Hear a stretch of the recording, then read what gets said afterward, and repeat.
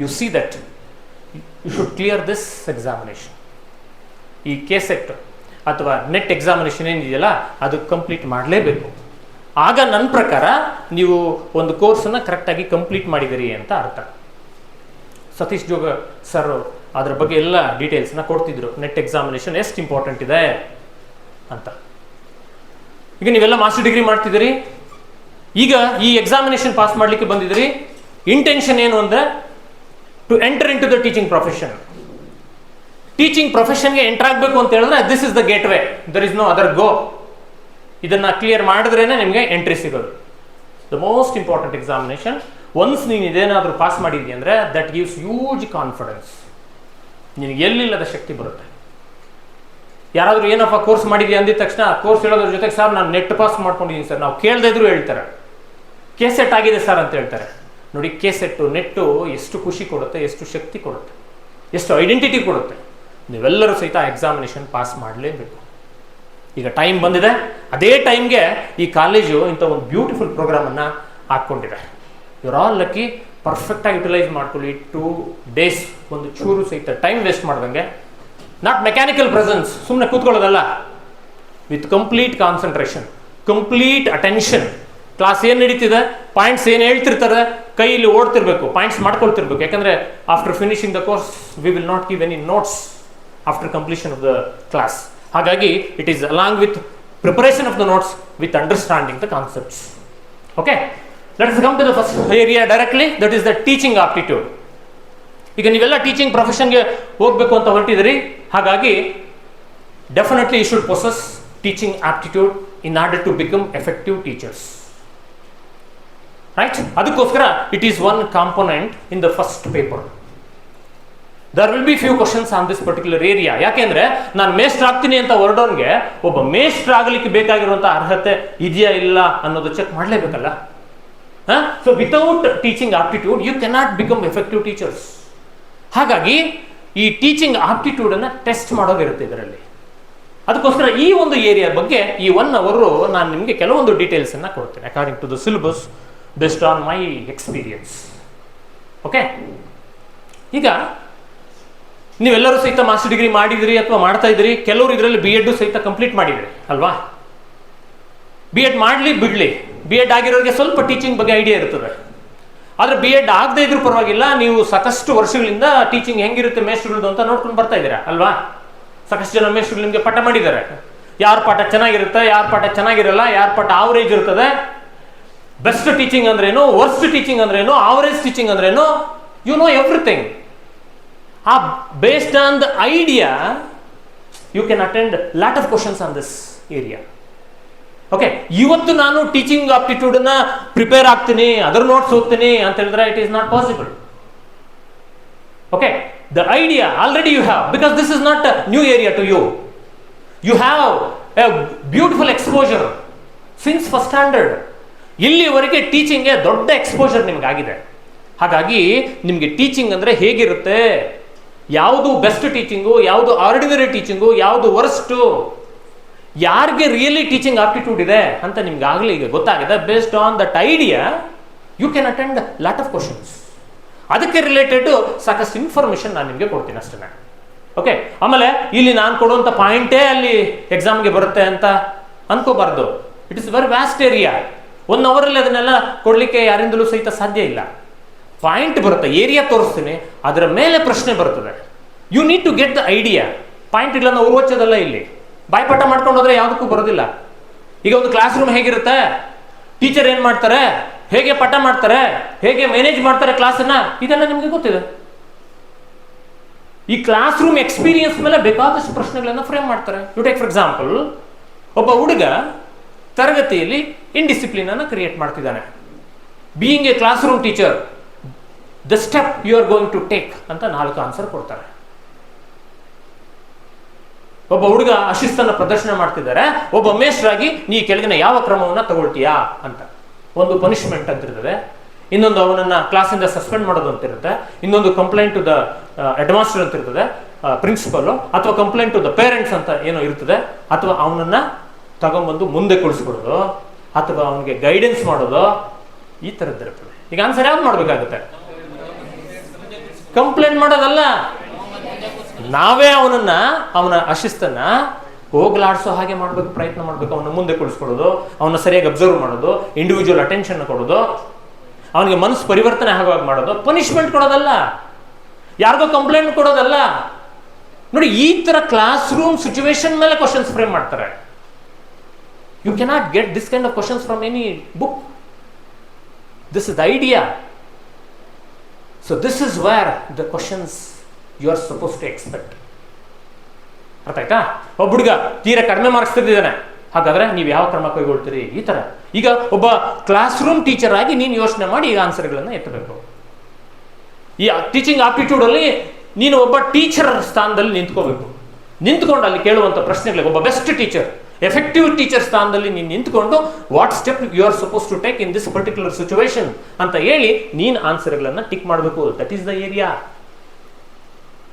ಆ ಐಡಿಯಾ ಮೇಲೆ ನೀನು ಆನ್ಸರ್ಸ್ ಮಾಡು. ಇಲ್ಲೇನು ಕ್ಯಾಲ್ಕುಲೇಷನ್ ಇಲ್ಲ, ಯಾವುದೋ ಬಾಯ್ಪಾಠ ಮಾಡ್ಕೊಂಡು ಇಲ್ಲಿ ಹೊಡೆಯೋಷ್ಟಿಲ್ಲ. ಅರ್ಥ ಆಯ್ತಾ? ಇದು smart way of preparation for the teaching aptitude area. ಒಬ್ಬ ನಿನ್ನ ಬೆಸ್ಟ್ ಟೀಚರ್ ಯಾರಿದ್ದಾರೆ, ನಿನ್ನ ಜೀವನದಲ್ಲಿ ಫೇವರೇಟ್ ಟೀಚರ್ ಯಾರಿದ್ದಾರೆ, ಅವ್ರನ್ನ ಇಟ್ಕೊಳ್ಳಿ ಸಾಕು. ಅವರು ಯಾಕೆ ಬೆಸ್ಟ್ ಆಗಿದ್ದಾರೆ? ಟೀಚಿಂಗ್ ಆಪ್ಟಿಟ್ಯೂಡ್ ಇದೆ ಅಂತ ಅರ್ಥ. ಓಕೆ, ಈಗ ಟೀಚಿಂಗ್ ಆಪ್ಟಿಟ್ಯೂಡ್ ಒಬ್ಬ ಟೀಚರ್ ಆಗಬೇಕು ಅಂದರೆ ಏನಿರಬೇಕು, ಹೋಗಿ ಕ್ಲಾಸು ಹೇಗೆ ತಗೋಬೋದು, ಏನಿರಬೇಕಾಗುತ್ತೆ ಅನ್ನೋದನ್ನು ನೋಡೋಣ. ನಿಮ್ಗೆಲ್ಲರಿಗೂ ಗೊತ್ತಿರ್ತದೆ, ಸಬ್ಜೆಕ್ಟು ಕಂಟೆಂಟು ತುಂಬ ಚೆನ್ನಾಗಿ ಗೊತ್ತಿರಬೇಕು. This is easy. ಎಲ್ಲರೂ ಕಂಟೆಂಟನ್ನು ಚೆನ್ನಾಗಿ ಓದ್ಕೊಂಡ್ಬಿಡ್ತಾರೆ. But this itself is not enough. This of course this is very important point. Content ತುಂಬ ಚೆನ್ನಾಗಿ ಒಬ್ಬ ಮೇಸ್ಟ್ರಿಗೆ ಗೊತ್ತಿರಬೇಕು. Commanding over the content, not just knowledge ತಗೊಳ್ಳೋದಲ್ಲ, ಅದರ ಮೇಲೆ ಹಿಡಿತ ಸಾಧಿಸಿರ್ಬೇಕು. ಆ ಮೇಸ್ಟ್ರು ಮಾತ್ರ ಚೆನ್ನಾಗಿ ಪಾಠ ಮಾಡಲಿಕ್ಕೆ ಸಾಧ್ಯ.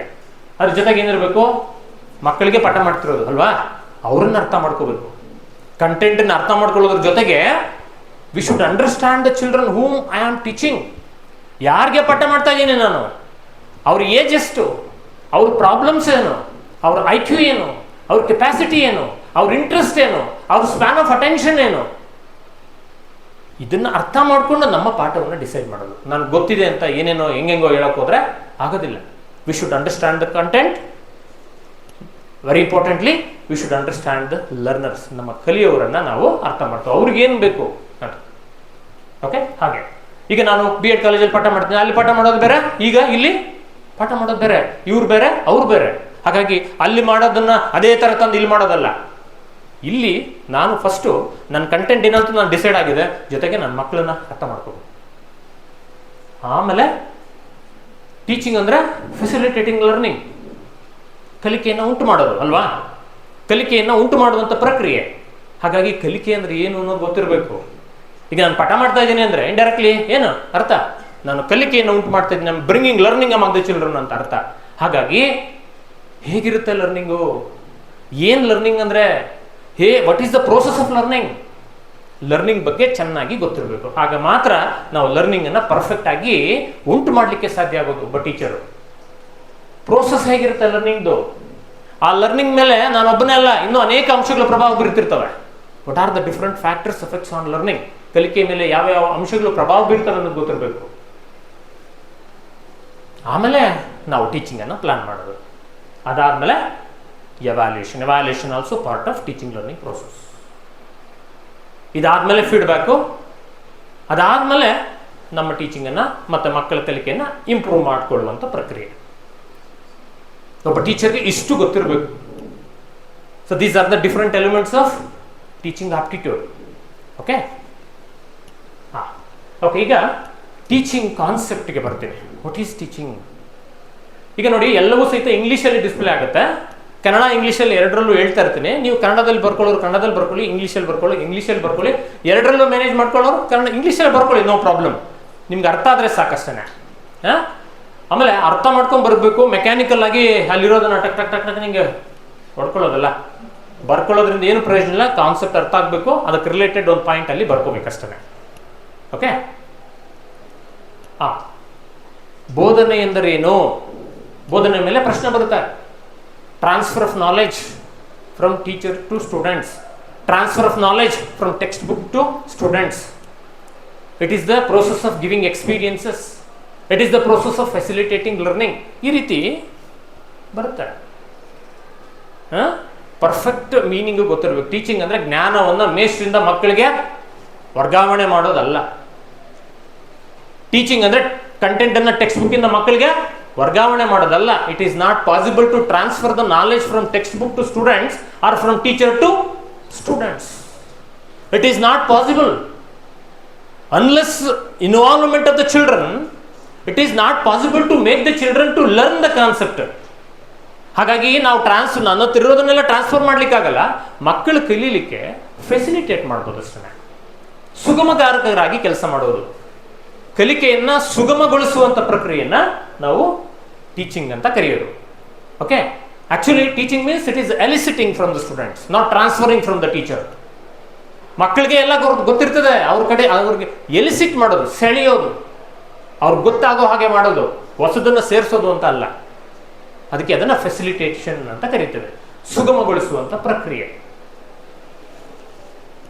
Objectives of teaching. ಈಗ ನಾವು ಟೀಚಿಂಗ್ ಮಾಡ್ತಿದ್ದೀವಿ ಅಂತ ಹೇಳಿದ್ರೆ it is a purposeful activity. Teaching ಮಾಡೋದು ಅಂದರೆ ಏನಕ್ಕೆ ಮಾಡಬೇಕು? ಈಗ ನಾನು ಇಲ್ಲಿ ಬಂದು ಪಾಠ ಮಾಡ್ತಿದ್ದೀನಿ, ಟೈಮ್ ಪಾಸ್ಗೆ ಮಾಡ್ತಿಲ್ಲ, ಫಾರ್ಮಾಲಿಟಿಗೆ ಮಾಡ್ತಾ ಇಲ್ಲ. I have my own objectives. ಏನು ಮಾಡಬೇಕಿದೆ 1 ಅವರಲ್ಲಿ, ನನ್ನ ಉದ್ದೇಶಗಳೇನಿದೆ ಅಂತ everything is fixed. I will fix to my objectives. Systematic ಆಗಿ ಹೋಗೋ ಹಾಗೆ ನೋಡ್ಕೊಳ್ಳುತ್ತದು. ಹಾಗಾಗಿ ಒಬ್ಬ ಟೀಚರು ಕ್ಲಾಸ್ ರೂಮಲ್ಲಿ ಪಾಠ ಮಾಡ್ತಿದ್ದಾನೆ ಅಂದರೆ definitely he will have his own objectives. Take for example, what are the different objectives of teaching ಅಂತ ಹೇಳಿದ್ರೆ ಡೆವಲಪ್ಮೆಂಟ್ ಆಫ್ ಕಾನ್ಸೆಪ್ಟ್ಸ್. ನೋಡಿ, ಟೀಚ್ ಮಾಡೋದು not to complete the syllabus. Syllabus complete ಮಾಡೋದಂತಲ್ಲ. It is not just preparing the students for the final examination ಅಲ್ಲ. That is one element of teaching, but that itself is not teaching. Actually what is teaching? Development of the concepts. ಅಲ್ಲಿರುವಂಥ ಪರಿಕಲ್ಪನೆಗಳನ್ನು ಮಕ್ಕಳಲ್ಲಿ ಬೆಳೆಸಬೇಕು. ಮಗು ಎದ್ದು ನಿಂತು answer ಹೇಳೋ ಹಾಗೆ ಮಾಡೋದಲ್ಲ. ಆನ್ಸರ್ ಹೇಗೆ ಹೇಳ್ತಾ ಇದ್ದಾನೆ ಅನ್ನೋದು ಗೊತ್ತಾಗೋದಿಲ್ಲ, ಬಾಯಿಪಾಠ ಮಾಡ್ಕೊಂಡು ಹೇಳ್ತಾರೆ. ದಟ್ ಈಸ್ ನಾಟ್ ದಿ ಟೀಚಿಂಗ್. ಕಾನ್ಸೆಪ್ಟ್ಸ್, ಪರಿಕಲ್ಪನಾ ಬೆಳವಣಿಗೆಗಳಾಗಬೇಕು. ಅರ್ಥ ಆಗ್ತಾ ಇದೆಯಲ್ಲ? ನಾನೀಗ ಯಾವುದೋ ಒಂದು ಕಂಟೆಂಟ್ ಪಾಠ ಮಾಡ್ತಾ ಇದ್ದೇನೆ, ಆ ಕಾನ್ಸೆಪ್ಟ್ ಮಕ್ಕಳಲ್ಲಿ ಮೂಡಬೇಕು. That is teaching. ಅದು ಉದ್ದೇಶ. ಜೊತೆಗೆ ಕ್ರಿಟಿಕಲ್ ಥಿಂಕಿಂಗು, ಕ್ರಿಯೇಟಿವ್ ಥಿಂಕಿಂಗು ಮಕ್ಕಳಲ್ಲಿ ಬೆಳೆಸಬೇಕು, ಇರ್ರೆಸ್ಪೆಕ್ಟಿವ್ ಆಫ್ ದ ಸಬ್ಜೆಕ್ಟ್ ಯಾವುದಾದ್ರೂ ಆಗಿರಲಿ. ಆಮೇಲೆ promotion of research and enquiry, ಅಂದರೆ ಪ್ರಶ್ನೆ ಮಾಡುವಂತಹ, ಹೊಸ ಆಲೋಚನೆಯನ್ನು ಬೆಳೆಸ್ಕೊಳ್ಳುವಂಥ ಸಾಮರ್ಥ್ಯ ಮಕ್ಕಳಲ್ಲಿ ಬೆಳೆಸಬೇಕು. ಅದಕ್ಕೆ ಸಂಬಂಧಪಟ್ಟಂತೆ ಕೌಶಲ್ಯಗಳನ್ನು ಬೆಳೆಸಬೇಕು, ಸ್ಕಿಲ್ ಡೆವಲಪ್ಮೆಂಟ್. ಅದಕ್ಕೆ ಸಂಬಂಧಪಟ್ಟಂತಹ ಮೌಲ್ಯಗಳನ್ನು ಬೆಳೆಸಿ ಮಕ್ಕಳಲ್ಲಿ ಚಾರಿತ್ರ್ಯ ನಿರ್ಮಾಣ ಆಗೋ ಹಾಗೆ ಮಾಡಬೇಕು. Character development through development of different values related to our subject. ಯಾವುದೇ ಸಬ್ಜೆಕ್ಟ್ ತಗೊಂಡ್ರೂ ಸಹಿತ ಆ ಸಬ್ಜೆಕ್ಟ್ಗೆ ತಕ್ಕ ಹಾಗೆ ವ್ಯಾಲ್ಯೂಗಳನ್ನು ಬೆಳೆಸಲಿಕ್ಕೆ ಅವಕಾಶ ಇರುತ್ತೆ, ಮೌಲ್ಯಗಳನ್ನು. ಆ ಮೂಲಕ ಮಕ್ಕಳಲ್ಲಿ ಚಾರಿತ್ರ್ಯ ಬೆಳವಣಿಗೆಗೆ ಸಹಾಯ ಮಾಡುವಂಥದ್ದು. Next, development of communication and leadership. ಒಳ್ಳೆಯ ಸಂವಹನ, ನಾಯಕತ್ವ ಗುಣಗಳನ್ನು ಮಕ್ಕಳಲ್ಲಿ ಬೆಳೆಸಬೇಕು. ಆಮೇಲೆ permanent change in the behaviour. ಮಕ್ಕಳ ವರ್ತನೆಗಳಲ್ಲಿ, ಅಪೇಕ್ಷಿತವಾದಂತಹ ವರ್ತನೆಗಳಲ್ಲಿ ಶಾಶ್ವತವಾದಂಥ ಬದಲಾವಣೆಗಳನ್ನು ತರೋದು. That is the intention of teaching. This is the highest aim of teaching, bringing permanent changes in the behaviors of the children. ಆ ತಕ್ಷಣ ಒಂದು ಆನ್ಸರ್ ಬರೆಯೋ ಹಾಗೆ ಮಾಡೋದಲ್ಲ, ಆ ತಕ್ಷಣ ಒಂದು ಆನ್ಸರ್ ಹೇಳೋ ಹಾಗೆ ಮಾಡೋದಲ್ಲ. ಶಾಶ್ವತವಾಗಿ ಅದು ಮಗುಗೆ ಬರಬೇಕು. ಶಾಶ್ವತವಾಗಿ ಒಂದು ವ್ಯಾಲ್ಯೂ ಮೂಡಬೇಕು, ಒಂದು ಸ್ಕಿಲ್ ಮೂಡಬೇಕು, ಒಂದು ಕೇಪಬಿಲಿಟಿ ಬರಬೇಕು. ಈ ರೀತಿ ಪರ್ಮನೆಂಟ್ ಚೇಂಜಸ್ ಮಾಡೋ ಹಾಗೆ ಮಾಡುವಂಥದ್ದು ಆಬ್ಜೆಕ್ಟಿವ್ಸ್ ಆಫ್ ಟೀಚಿಂಗ್. ನೋಡಿ, ಈ ಥರ ಪ್ರಶ್ನೆಗೆ ಆನ್ಸರ್ಗಳು ಬಂದಿರ್ತವೆ. ಇದರಲ್ಲಿ ಯಾವುದು ಬೋಧನೆಯ ಉದ್ದೇಶ ಅಲ್ಲ ಅಂತ ಕೇಳಿ ಈ ಥರದ್ದು 4 ಕೊಟ್ಟಾಗ ಯಾವುದಲ್ಲ ಅಂತ ತಗೋಬೇಕು. ನೋಡಿ, ಈ ಥರದ್ದು ಕೊಟ್ಟಿರ್ತಾರೆ, ಕೊಟ್ಬಿಟ್ಟು ಯಾವುದಲ್ಲ ಅಂತ ಕೇಳಿದಾಗ ಮಕ್ಕಳನ್ನು ಪರೀಕ್ಷೆಗೆ ಸಿದ್ಧಪಡಿಸುವುದು. That is not the intention of teaching. Time table ಪ್ರಕಾರ ಕ್ಲಾಸ್ ತಗೊಳ್ಳೋದು, ದಟ್ ಈಸ್ ನಾಟ್ ದಿ ಆಬ್ಜೆಕ್ಟಿವ್ ಆಫ್ ಟೀಚಿಂಗ್. ಇನ್ ಟೈಮ್ಗೆ ಸಿಲೆಬಸ್ಸನ್ನು ಕಂಪ್ಲೀಟ್ ಮಾಡೋದು, ಇವಿದ್ದಾಗ that is not the main intention of teaching. Make the students to secure very good marks in the final examination. So this is the ನಿಜವಾದ ಉದ್ದೇಶ. ಓಕೆ, ಅವು ಇರ್ತವೆ, ಇಲ್ಲ ಅಂತಲ್ಲ, ಆದರೆ that itself is not the main intention of teaching. ಹೀಗೆ ನೀವು ಆಬ್ಜೆಕ್ಟಿವ್ಸನ್ನು ಅರ್ಥ ಮಾಡ್ಕೊಂಡಾಗ ಯಾವುದಲ್ಲ ಯಾವುದು ಹೌದು, ಒಂದು ವೇಳೆ which one of the following is the ಆಬ್ಜೆಕ್ಟಿವ್ ಆಫ್ ಟೀಚಿಂಗ್, 4 ಕೊಟ್ಬಿಟ್ಟಿದ್ರಲ್ಲಿ ಬೋಧನೆಯ ಉದ್ದೇಶ ಯಾವುದು ಅಂತ ಪ್ರಶ್ನೆ ಕೇಳಿದಾಗ ಇಂಥದ್ದುಗಳನ್ನು ಎತ್ಕೋಬೇಕು. ನೀವು ಪರ್ಮನೆಂಟ್ ಚೇಂಜಸನ್ನು ಎತ್ಕೋಬೇಕು, ಆ ಟೆಂಪ್ರರಿ ಇದಲ್ಲ. ಓಕೆ, ಈಗ ನಾವು ಪಾಠ ಮಾಡ್ತೀವಿ ಅಂತ ಹೇಳಿದ್ರೆ ಟೈಮ್ ಟೇಬಲ್ ಪ್ರಕಾರ ಕ್ಲಾಸು ತಗೋಬೇಕು, ಇನ್ ಟೈಮಲ್ಲಿ ಸಿಲೆಬಸ್ಸು ಮುಗಿಸ್ಬೇಕು, ಮಕ್ಕಳಿಗೆ ಪ್ರಿಪರೇಷನ್ ಮಾಡಬೇಕು ಎಕ್ಸಾಮಿನೇಷನ್ಗೆ. ಬಟ್ ಕೆಲವರು ಪ್ರಕಾರ that itself is the ಆಬ್ಜೆಕ್ಟಿವ್ ಆಫ್ ಟೀಚಿಂಗ್. ಅದಲ್ಲ, ಇಂಟೆನ್ಷನ್ನು ಅಲ್ಟಿಮೇಟ್ ಬೇರೆನೇ ಇದೆ. ಓಕೆ, ಸ್ವಲ್ಪ ಫಾಸ್ಟಾಗಿ ಹೋಗ್ತೇನೆ. These are the objectives of teaching. Next, levels of teaching. What are the different levels of teaching? Very important ಇದು. ಬೆಂಜಮಿನ್ ಎಸ್ ಬ್ಲೂಮ್ ಅನ್ನುವಂತಹ ಒಬ್ಬ ಮನೋವಿಜ್ಞಾನಿ ಡಿಫರೆಂಟ್ ಲೆವೆಲ್ಸ್ ಆಫ್ ಟೀಚಿಂಗ್ ಬಗ್ಗೆ ಹೇಳ್ಕೊಡ್ತಾರೆ. That is through domains of learning ಅಂತ, ಕಲಿಕಾ ವಲಯಗಳು ಅಂತ. ಈ ಕಲಿಕಾ ವಲಯಗಳು ಬೋಧನೆಯ ಮಟ್ಟವನ್ನು, ಅಂದರೆ ಲೆವೆಲ್ಸ್ ಆಫ್ ಟೀಚಿಂಗನ್ನು ತೋರಿಸ್ಕೊಡ್ತವೆ. ಇದ್ರ ಮೇಲೆ ಸಾಕಷ್ಟು ಪ್ರಶ್ನೆಗಳು ಬರ್ತಿರ್ತವೆ. ಓಕೆ, ಇವು ಯಾವುವು 3 ಡೊಮೈನ್ಸ್ ಅಂತ ಹೇಳಿದ್ರೆ ಕಾಗ್ನಿಟಿವ್ ಡೊಮೈನು, ಅಫೆಕ್ಟಿವ್ ಡೊಮೈನು ಮತ್ತು ಸೈಕೋಮೋಟರ್ ಡೊಮೈನ್. ಕಾಗ್ನಿಟಿವ್ ಡೊಮೈನ್ ಅಂತ ಹೇಳಿದ್ರೆ ಜ್ಞಾನಾತ್ಮಕ ವಲಯ ಮೊದಲನೇದು. ಎರಡನೇದು ಅಫೆಕ್ಟಿವ್ ಡೊಮೈನ್ ಅಂತ ಹೇಳಿದ್ರೆ ಭಾವನಾತ್ಮಕ ವಲಯ. ಮೂರನೇದು ಸೈಕೋಮೋಟರ್ ಡೊಮೈನ್ ಅಂತ ಹೇಳಿದ್ರೆ ಮನೋಚಾಲನಾ ವಲಯ ಅಂತ.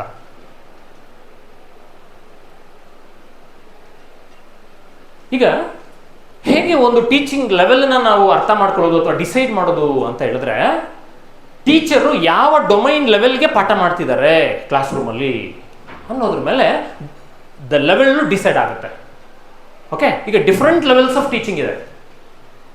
ಡಿಫ್ರೆಂಟ್ ಲೆವೆಲ್ಸ್ ಆಫ್ ಟೀಚಿಂಗ್ ಇದ್ದಾಗ ಡಿಫ್ರೆಂಟ್ ಲೆವೆಲ್ಸ್ ಆಫ್ ಅಂಡರ್ಸ್ಟ್ಯಾಂಡಿಂಗು ಸಹಿತ ಇರುತ್ತೆ. It is depends on the teaching. ಯಾವ ಲೆವೆಲ್ಗೆ ಟೀಚಿಂಗ್ ಇರುತ್ತೋ ಆ ಲೆವೆಲ್ಗೆ ಲರ್ನಿಂಗ್ ಮಕ್ಕಳಲ್ಲಿ ಉಂಟಾಗುತ್ತೆ. ಹಾಗಾಗಿ ಹೈಯೆಸ್ಟ್ ಲೆವೆಲ್ ಆಫ್ ಲರ್ನಿಂಗು ನಾವು ಮಕ್ಕಳಲ್ಲಿ ಉಂಟು ಮಾಡಬೇಕು ಅಂತ ಹೇಳಿದ್ರೆ ಹೈಯೆಸ್ಟ್ ಲೆವೆಲ್ ಆಫ್ ಟೀಚಿಂಗು ಹೋಗ್ಬೇಕು. ಈಗ ಏನಿದು ಅಂತ ಹೇಳಿದ್ರೆ, ಈಗ ಕಾಗ್ನಿಟಿವ್ ಡೊಮೈನ್ ಅಂತ ಹೇಳಿದ್ರೆ ಅಲ್ಲಿ ಹೆಡ್ ಅಂತ ಹಾಕಿ ನೋಡಿ. ಹೆಡ್ ಅಂದ್ರೆ ಬ್ರೈನು, ಮೆದುಳು, ಮೆದುಳಿನ ಮಟ್ಟಕ್ಕೆ ಪಾಠ ಮಾಡೋದು ಅಂತ. Teaching to the level of development of concepts, teaching to the level of giving experiences to the brain. ಮೆದುಳಿಗೆ ಅನುಭವಗಳನ್ನು, ಮೆದುಳಿಗೆ ಜ್ಞಾನವನ್ನು, ಮೆದುಳಿಗೆ ಪರಿಕಲ್ಪನೆಗಳನ್ನು ಬೆಳೆಸುವಂತಹ ಒಂದು ಮಟ್ಟ. It is very simple. Low level of teaching ಇದು. First level of teaching easy, ಎಲ್ಲರೂ ಸಹಿತ ಈ ಲೆವೆಲ್ಗೆ ಪಾಠ ಮಾಡ್ತಾರೆ.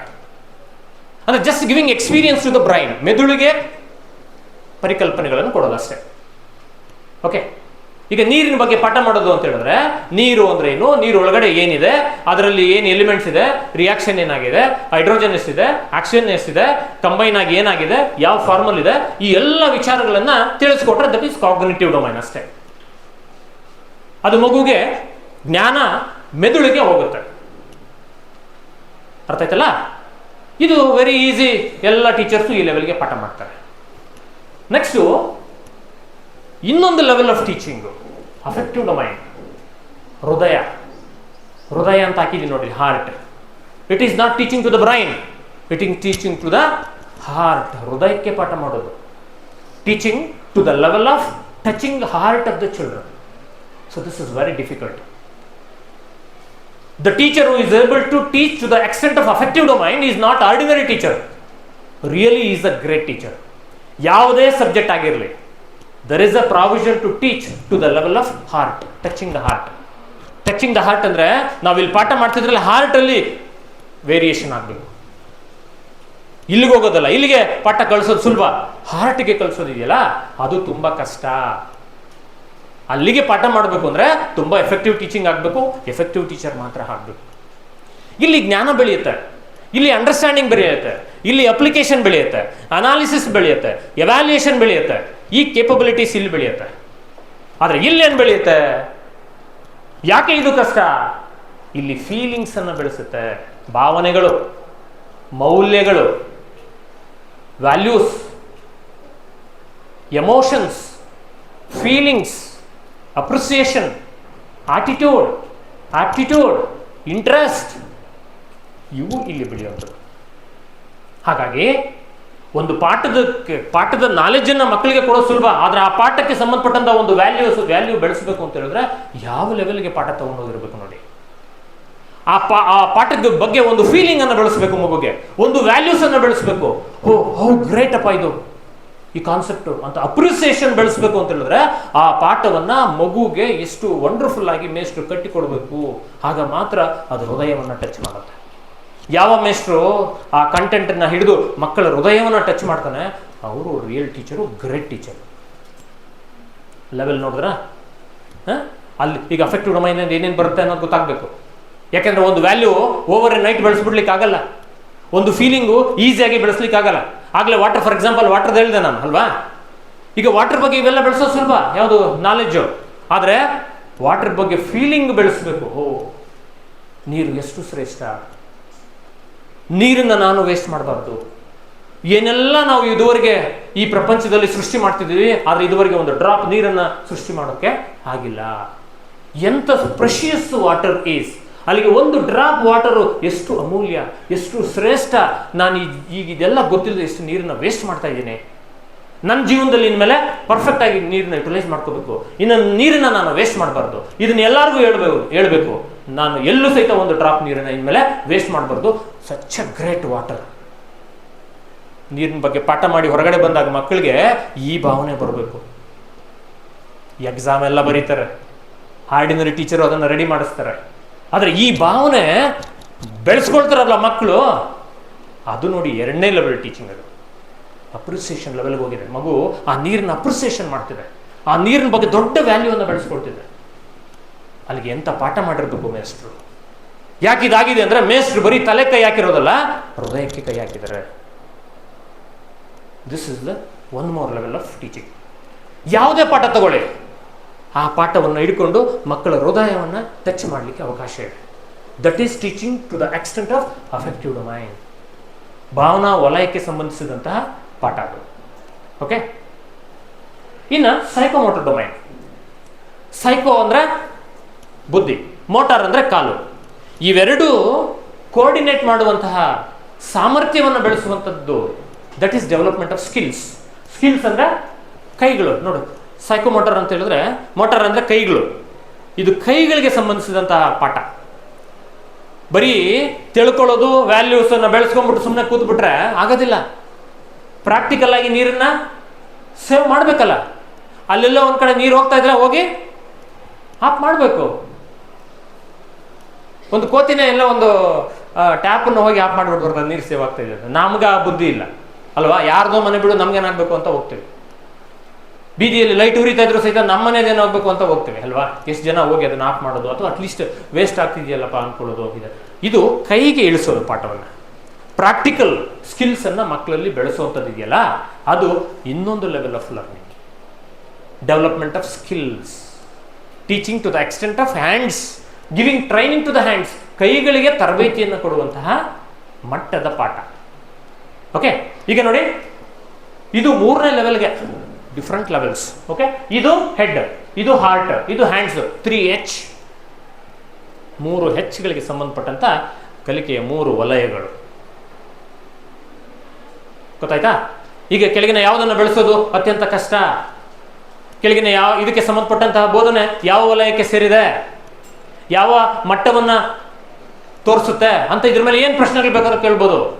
ನೋಡಿ, ಇಲ್ಲಿರೋ 3 ಲೈನ್ಗಳೇ ಬರೋದಿಲ್ಲ. ನಾನು ಐಡಿಯಾ ಕೊಡ್ತಿದ್ದೀನಿ ಅಷ್ಟೇ. ಒಂದು ವಾಟರ್ನ ಒಂದು ಎಕ್ಸಾಂಪಲ್ ತಗೊಂಡು, ನಿಮ್ಮ ಸಬ್ಜೆಕ್ಟ್ ತಗೊಳ್ಳಿ, ಸಂವಿಧಾನ ತಗೊಳ್ಳಿ, ಅಥವಾ ರಾಷ್ಟ್ರೀಯ ಚಳವಳಿ ಯಾವುದಾದ್ರೂ ತಗೊಳ್ಳಿ, ಒಂದು ಪಾಠ ಅಲ್ಲಿದೆ ಅಂತ ಹೇಳಿದ್ರೆ ಮೌಲ್ಯ ಬೆಳೆಸಲಿಕ್ಕೆ ಅವಕಾಶ ಇದೆ, ಸ್ಕಿಲ್ ಬೆಳೆಸಲಿಕ್ಕೆ ಅವಕಾಶ ಇದೆ ಅಲ್ವಾ. ಈಗ ಸಿಚುವೇಶನ್ ಕೊಡ್ತಾನೆ, ಎಲ್ಲೂ ಟೀಚಿಂಗ್ ಆಪ್ಟಿಟ್ಯೂಡಲ್ಲಿ ಡೈರೆಕ್ಟ್ ಪ್ರಶ್ನೆಗಳು ಬರೋದಿಲ್ಲ. ಸಿಚುವೇಶನ್ ಕ್ರಿಯೇಟ್ ಮಾಡಿ, ಬೀಯಿಂಗ್ ಎ ಟೀಚರ್, ನೀನು ಒಬ್ಬ ಮೇಸ್ಟ್ರಾಗಿ ನಿಂತು ಇಲ್ಲಿ ಯಾವ ತೀರ್ಮಾನ ತಗೋಬೇಕು. ಈಗ ಈ ಥರ ಮಕ್ಕಳಲ್ಲಿ ಒಂದು ಸಾಮರ್ಥ್ಯವನ್ನು ಶಿಕ್ಷಕರು ಬೆಳೆಸ್ತಿದ್ದಾರೆ. ಹಾಗಾದರೆ ಇದು ಯಾವ ಮಟ್ಟದ ಬೋಧನೆ? ಈ ರೀತಿ ಇತ್ತು. ಅರ್ಥ ಆಯ್ತಲ್ಲ? ಈಗ ಬರೀ ನಾಲೆಜು, ಅಂಡರ್ಸ್ಟ್ಯಾಂಡಿಂಗು, ರೀಕಾಲು, ರೆಕಗ್ನಿಷನ್ನು, ಅನಾಲಿಸಿಸ್ಸು, ಎವ್ಯಾಲ್ಯೂಯೇಷನ್ನು, ಈ ಸಾಮರ್ಥ್ಯಗಳು ಬಂದರೆ ಮೊದಲನೇದು ಕಾಗ್ನಿಟಿವ್ ಡೊಮೈನ್, ಜ್ಞಾನಾತ್ಮಕ ವಲಯ. ಫೀಲಿಂಗ್ಸ್, ಹಾರ್ಟಿಗೆ ಸಂಬಂಧಪಟ್ಟವು ಬಂದರೆ ಮೌಲ್ಯಗಳು, ಭಾವನೆಗಳು, ಮತ್ತು ಪ್ರಶಂಸೆ, ಅಭಿವ್ಯಕ್ತಿ, ಮನೋಧೋರಣೆ, ಆಸಕ್ತಿ ಇವೆಲ್ಲ ಬಂದಾಗ ಅಫೆಕ್ಟಿವ್ ಡೊಮೈನ್. ಇನ್ನು skill, drawing skill, singing skill, swimming skills, anything of that matter, ಮಗು ಮಾಡೋದು ಯಾವುದೇ ಬರಲಿ ಅವೆಲ್ಲವೂ ಸಹಿತ ಸೈಕೋಮೋಟರ್ ಡೊಮೈನ್ಗೆ. So these are the different levels of teaching. Okay, ಲೆವೆಲನ್ನು ಡಿಸೈಡ್ ಮಾಡೋದು ಹೇಗೆ, ಇದ್ರ ಬಗ್ಗೆ ಪ್ರಶ್ನೆಗಳು ಬರ್ತಾನೆ ಇರ್ತವೆ. ಟೆಟ್ ಎಕ್ಸಾಮಿನೇಷನ್ ಅಂತೂ ಇದರಲ್ಲಿ 2-3 ಕ್ವಶನ್ ಗ್ಯಾರಂಟಿ ಬರ್ತವೆ. ಕ್ಯಾರೆಕ್ಟರಿಸ್ಟಿಕ್ಸ್ ಆಫ್ ಎಫೆಕ್ಟಿವ್ ಟೀಚಿಂಗ್, ಇದರಲ್ಲಿ ಬೇಗ ಹೊರಟೋಗ್ತೇನೆ. ಒಂದು ಎಫೆಕ್ಟಿವ್ ಟೀಚಿಂಗ್ ಹೇಗಿರುತ್ತೆ ಅಂತ ನಿಮ್ಗೆ ಗೊತ್ತಾಗ್ಬಿಟ್ಟಿದೆ ಅಲ್ವಾ? ಬೇಕಾದಷ್ಟು ಮೇಸ್ಟ್ರುಗಳು ಪಾಠ ನೋಡಿದ್ದೀರಾ. ಈಗ ಯಾವ ಟೀಚಿಂಗು ಆರ್ಡಿನರಿ ಇದೆ ಇಲ್ಲಿವರೆಗೆ? ಎಲ್ಲಿ ನಿಮಗೆ ಟೀಚಿಂಗ್ ಎಷ್ಟು ಜನ ಮೇಸ್ಟ್ರುಗಳು ಪಾಠ ಮಾಡಿದರೆ ಅಲ್ಲಿಂದ ಇಲ್ಲಿವರೆಗೂ ಜ್ಞಾಪಕ ಇಟ್ಕೊಂಡಿದ್ದೀರಿ ಅಲ್ವಾ?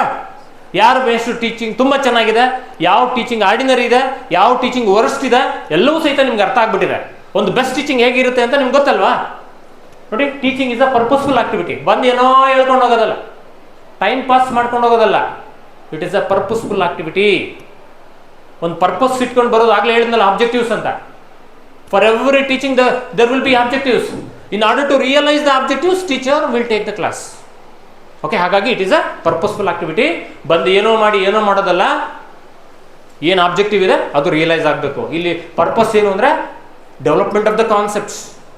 ಏನು ಆಬ್ಜೆಕ್ಟಿವ್ಸ್ ಇದೆ ಅದನ್ನು ರಿಯಲೈಸ್, ಉದ್ದೇಶಗಳನ್ನು ಈಡೇರಿಸೋದು, ಪರಿಕಲ್ಪನೆಗಳನ್ನು ಬೆಳೆಸೋದು, ಆ ಮೂಲಕ ವರ್ತನೆಯಲ್ಲಿ ಶಾಶ್ವತವಾದ ಬದಲಾವಣೆಗಳನ್ನು ತರೋದು. ಆಮೇಲೆ it is a social and interactive process. Teaching isolation ಅಲ್ಲಿ ಮಾಡ್ಲಿಕ್ಕಾಗಲ್ಲ. ನಾನು ಒಬ್ಬನೇ ಟೀಚ್ ಮಾಡ್ತೀನಿ ಅಂದರೆ ಸಾಧ್ಯ ಇಲ್ಲ. Teaching is a interactive process, ಅಂದರೆ ಒಂದು ಅಂತರಕ್ರಿಯೆ. ಬೋಧನೆ ಒಂದು ಅಂತರಕ್ರಿಯೆ, ಶಿಕ್ಷಕರು ಮತ್ತು ಮಕ್ಕಳ ನಡುವೆ ನಡೆಯುವಂತಹ ಒಂದು ಇಂಟ್ರಾಕ್ಷನ್, ಅಂತರಕ್ರಿಯೆ. ಇದು ಅಂತರಕ್ರಿಯೆ ನಡೀತಿದೆ ಅಂದರೆ definitely it is a social process, ಸಾಮಾಜಿಕ ಪ್ರಕ್ರಿಯೆ. ಸಮಾಜದಿಂದ ಹೊರಗಡೆ ಹೋಗಿ ನಾನು ಪಾಠ ಮಾಡ್ತೀನಿ ಅಂದರೆ ಸಾಧ್ಯ ಇಲ್ಲ. ಸಮಾಜದೊಳಗಡೆನೇ ಟೀಚಿಂಗ್ ನಡೆಯೋದು. ಮಕ್ಕಳಿರಬೇಕು, ಮೇಸ್ಟ್ರು ಇರಬೇಕು. ಮಕ್ಕಳು ಮೇಸ್ಟ್ರು ಇಬ್ರು ಇದ್ದಾರೆ ಅಂದರೆ ಇಂಟ್ರಾಕ್ಷನ್ ನಡೀತಿದೆ. ನೋಡಿ, ಈಗ ನಾನು ಮಾತಾಡ್ತಾ ಇದ್ದೀನಿ, ನೀವೆಲ್ಲ ಕೇಳಿಸ್ಕೊಳ್ತಾ ಇದ್ದೀರಿ, ಇಂಟ್ರಾಕ್ಷನ್ ನಡೀತಿದೆ, perfect interaction. Because I think there is a perfect participation, 100% participation ಇದೆ. ಎಲ್ಲರೂ ಸಹಿತ ಫುಲ್ಲಿ ಅಟೆಂಟಿವ್, ಕಾನ್ಸಂಟ್ರೇಷನ್ ಇಲ್ಲಿದೆ, ಕಿವಿ ಕೇಳಿಸ್ಕೊಳ್ತಾ ಇದೆ, ಇಂಪಾರ್ಟೆಂಟ್ ಪಾಯಿಂಟ್ನ ಬರ್ಕೊಳ್ತಾ ಇದ್ರಿ. So this is the perfect interaction. ಇದು ನಿಮ್ಮನ್ನು ಬಿಟ್ಟು ನಾನು ಒಬ್ಬನೇ ಬಂದು ಇಲ್ಲಿ ಪಾಠ ಮಾಡ್ತೀನಿ ಅಂತ ಹೇಳಿದ್ರೆ ಅದನ್ನ ಪಾಠ ಅಂತ ಕರೀತಾರಾ? ಇಲ್ಲ. It is a interactive process. ಆಮೇಲೆ it is a miniature of the society. Classroom is a miniature of society, small society ಇದು ಅಲ್ವಾ? ಹಾಗಾಗಿ ಬೋಧನೆ ಒಂದು ಸೋಷಿಯಲ್ ಪ್ರೋಸೆಸ್. ಇಂಟ್ರಾಕ್ಷನ್ ಇದ್ರೆ ಮಾತ್ರ ಇದು ಟೀಚಿಂಗ್ ಅನ್ಸ್ಕೊಳ್ಳೋದು. It is a 2-way process. ಹೇಳ್ದಂಗೆ ಈಗ ಆಕ್ಚುಲಿ ಟೀಚಿಂಗು ಈಗ ಒಂದು ಸ್ವಲ್ಪ 1-way ಇದೆ. ಇದು ಮೇಸ್ಟ್ರು ಪ್ರಾವಿಷನ್ ಮಾಡಿದ್ರೆ 2-way ಮಾಡ್ಕೋಬೇಕು. Actually perfect teaching, effective teaching is not 1-way process, it is 2-way. ಈಗ ನಾನು ಮಾತಾಡ್ತಾ ಇದ್ದೀನಿ, ನೀವು ಕೇಳಿಸ್ಕೊಳ್ತಾ ಇದ್ದೀರಿ, ಇಟ್ ಈಸ್ 1-way ಆಗಿದೆ. ಟೈಮ್ ಇಲ್ಲ ಅಂತ ನಾವು ಫಾಸ್ಟಾಗಿ ಹೋಗ್ತಿದ್ದೀವಿ ಅಷ್ಟೇ. ಆ್ಯಕ್ಚುಲಿ ನೀವು ಸಹಿತ ಮಾತಾಡಲಿಕ್ಕೆ ಅವಕಾಶ ಮಾಡಿಕೊಡ್ಬೇಕು. ನೀವು ಸಹಿತ ಮಾತಾಡಬೇಕು, ನಾವು ಮಾತಾಡಬೇಕು. So that is the 2-way. ಈಗ it is not such A effective class ಅಂತ ನಾನು ಹೇಳಲಿಕ್ಕೆ ಬರೋದಿಲ್ಲ. ಯಾಕಂದರೆ ನಿಮಗೆ ಮಾತಾಡಲಿಕ್ಕೆ ನಾನು ಪ್ರಾವಿಷನ್ ಮಾಡ್ತಿಲ್ಲ, ಸುಮ್ಮನೆ ನಾನೇ ಮಾತಾಡ್ಕೊಳ್ತಾ ಇದ್ದೀನಿ ಅಲ್ವಾ? ಯಾಕೆಂದರೆ ಟೈಮ್ ಇಲ್ಲ, ಎಲ್ಲ ಫಿಕ್ಸ್ ಆಗಿಬಿಟ್ಟಿದೆ, ಇಷ್ಟೊತ್ತಿಗೆ ಮುಗಿಸ್ಬೇಕು ಅಂತ. ಹಾಗಾಗಿ ನಾನು ಫಾಸ್ಟಾಗಿ ಹೊಡ್ಕೊಂಡು ಹೋಗ್ತಾ ಇದ್ದೀನಿ. ನೀವೆಲ್ಲ ಮೆಚೂರ್ಡ್ ಇದ್ದೀರಿ. ಬಟ್ ಸ್ಕೂಲ್ಗಳಲ್ಲೆಲ್ಲ ಈ ಥರ ಮಾಡಲಿಕ್ಕಾಗಲ್ಲ. ಅವರು ಸಹಿತ ಮಾತಾಡಬೇಕು, ನಾವು ಸ್ವಲ್ಪ ಮಾತಾಡಬೇಕು. ಅದು ಎಫೆಕ್ಟಿವ್ ಕ್ಲಾಸ್. ಹಾಗಾಗಿ class room is a 1-way process, 2-way process, ಈ ಥರದ ಪ್ರಶ್ನೆಗಳು ಬರ್ತದೆ. ನೀವು ಗಮನದಲ್ಲಿ ಇಟ್ಕೊಳ್ಳಿ, ಇದು 1-way ಪ್ರೋಸೆಸ್ ಅಲ್ವೇ ಅಲ್ಲ, ಕಂಟಿನ್ಯೂಸ್ ಪ್ರೋಸೆಸ್. ಟೀಚಿಂಗು ಮತ್ತು learning continuous process, lifelong process ಇವು. There is no end to teaching, end to learning. ಒಂದು ಪೀರಿಯಡ್ಗೆ ಸೀಮಿತ ಅಲ್ಲ. It is a planned activity. Teaching is a very responsible task.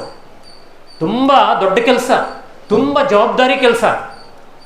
ಇಷ್ಟು ಜನ ಮಕ್ಕಳ ಭವಿಷ್ಯ. ಹಾಗಾಗಿ it should be A perfectly planned activity. ತುಂಬ ಚೆನ್ನಾಗಿ ಪ್ಲಾನ್ ಮಾಡ್ಕೊಂಡು ಬರಬೇಕು. ಓಕೆ, ಇವತ್ತು ನಾನು ಪಾಠ ಮಾಡ್ತಿದ್ದೀನಿ ಅಂದರೆ ಸುಮ್ಮನೆ ಬಂದು ಪಾಠ ಮಾಡ್ತಿಲ್ಲ ಇಲ್ಲಿ ನಾನು.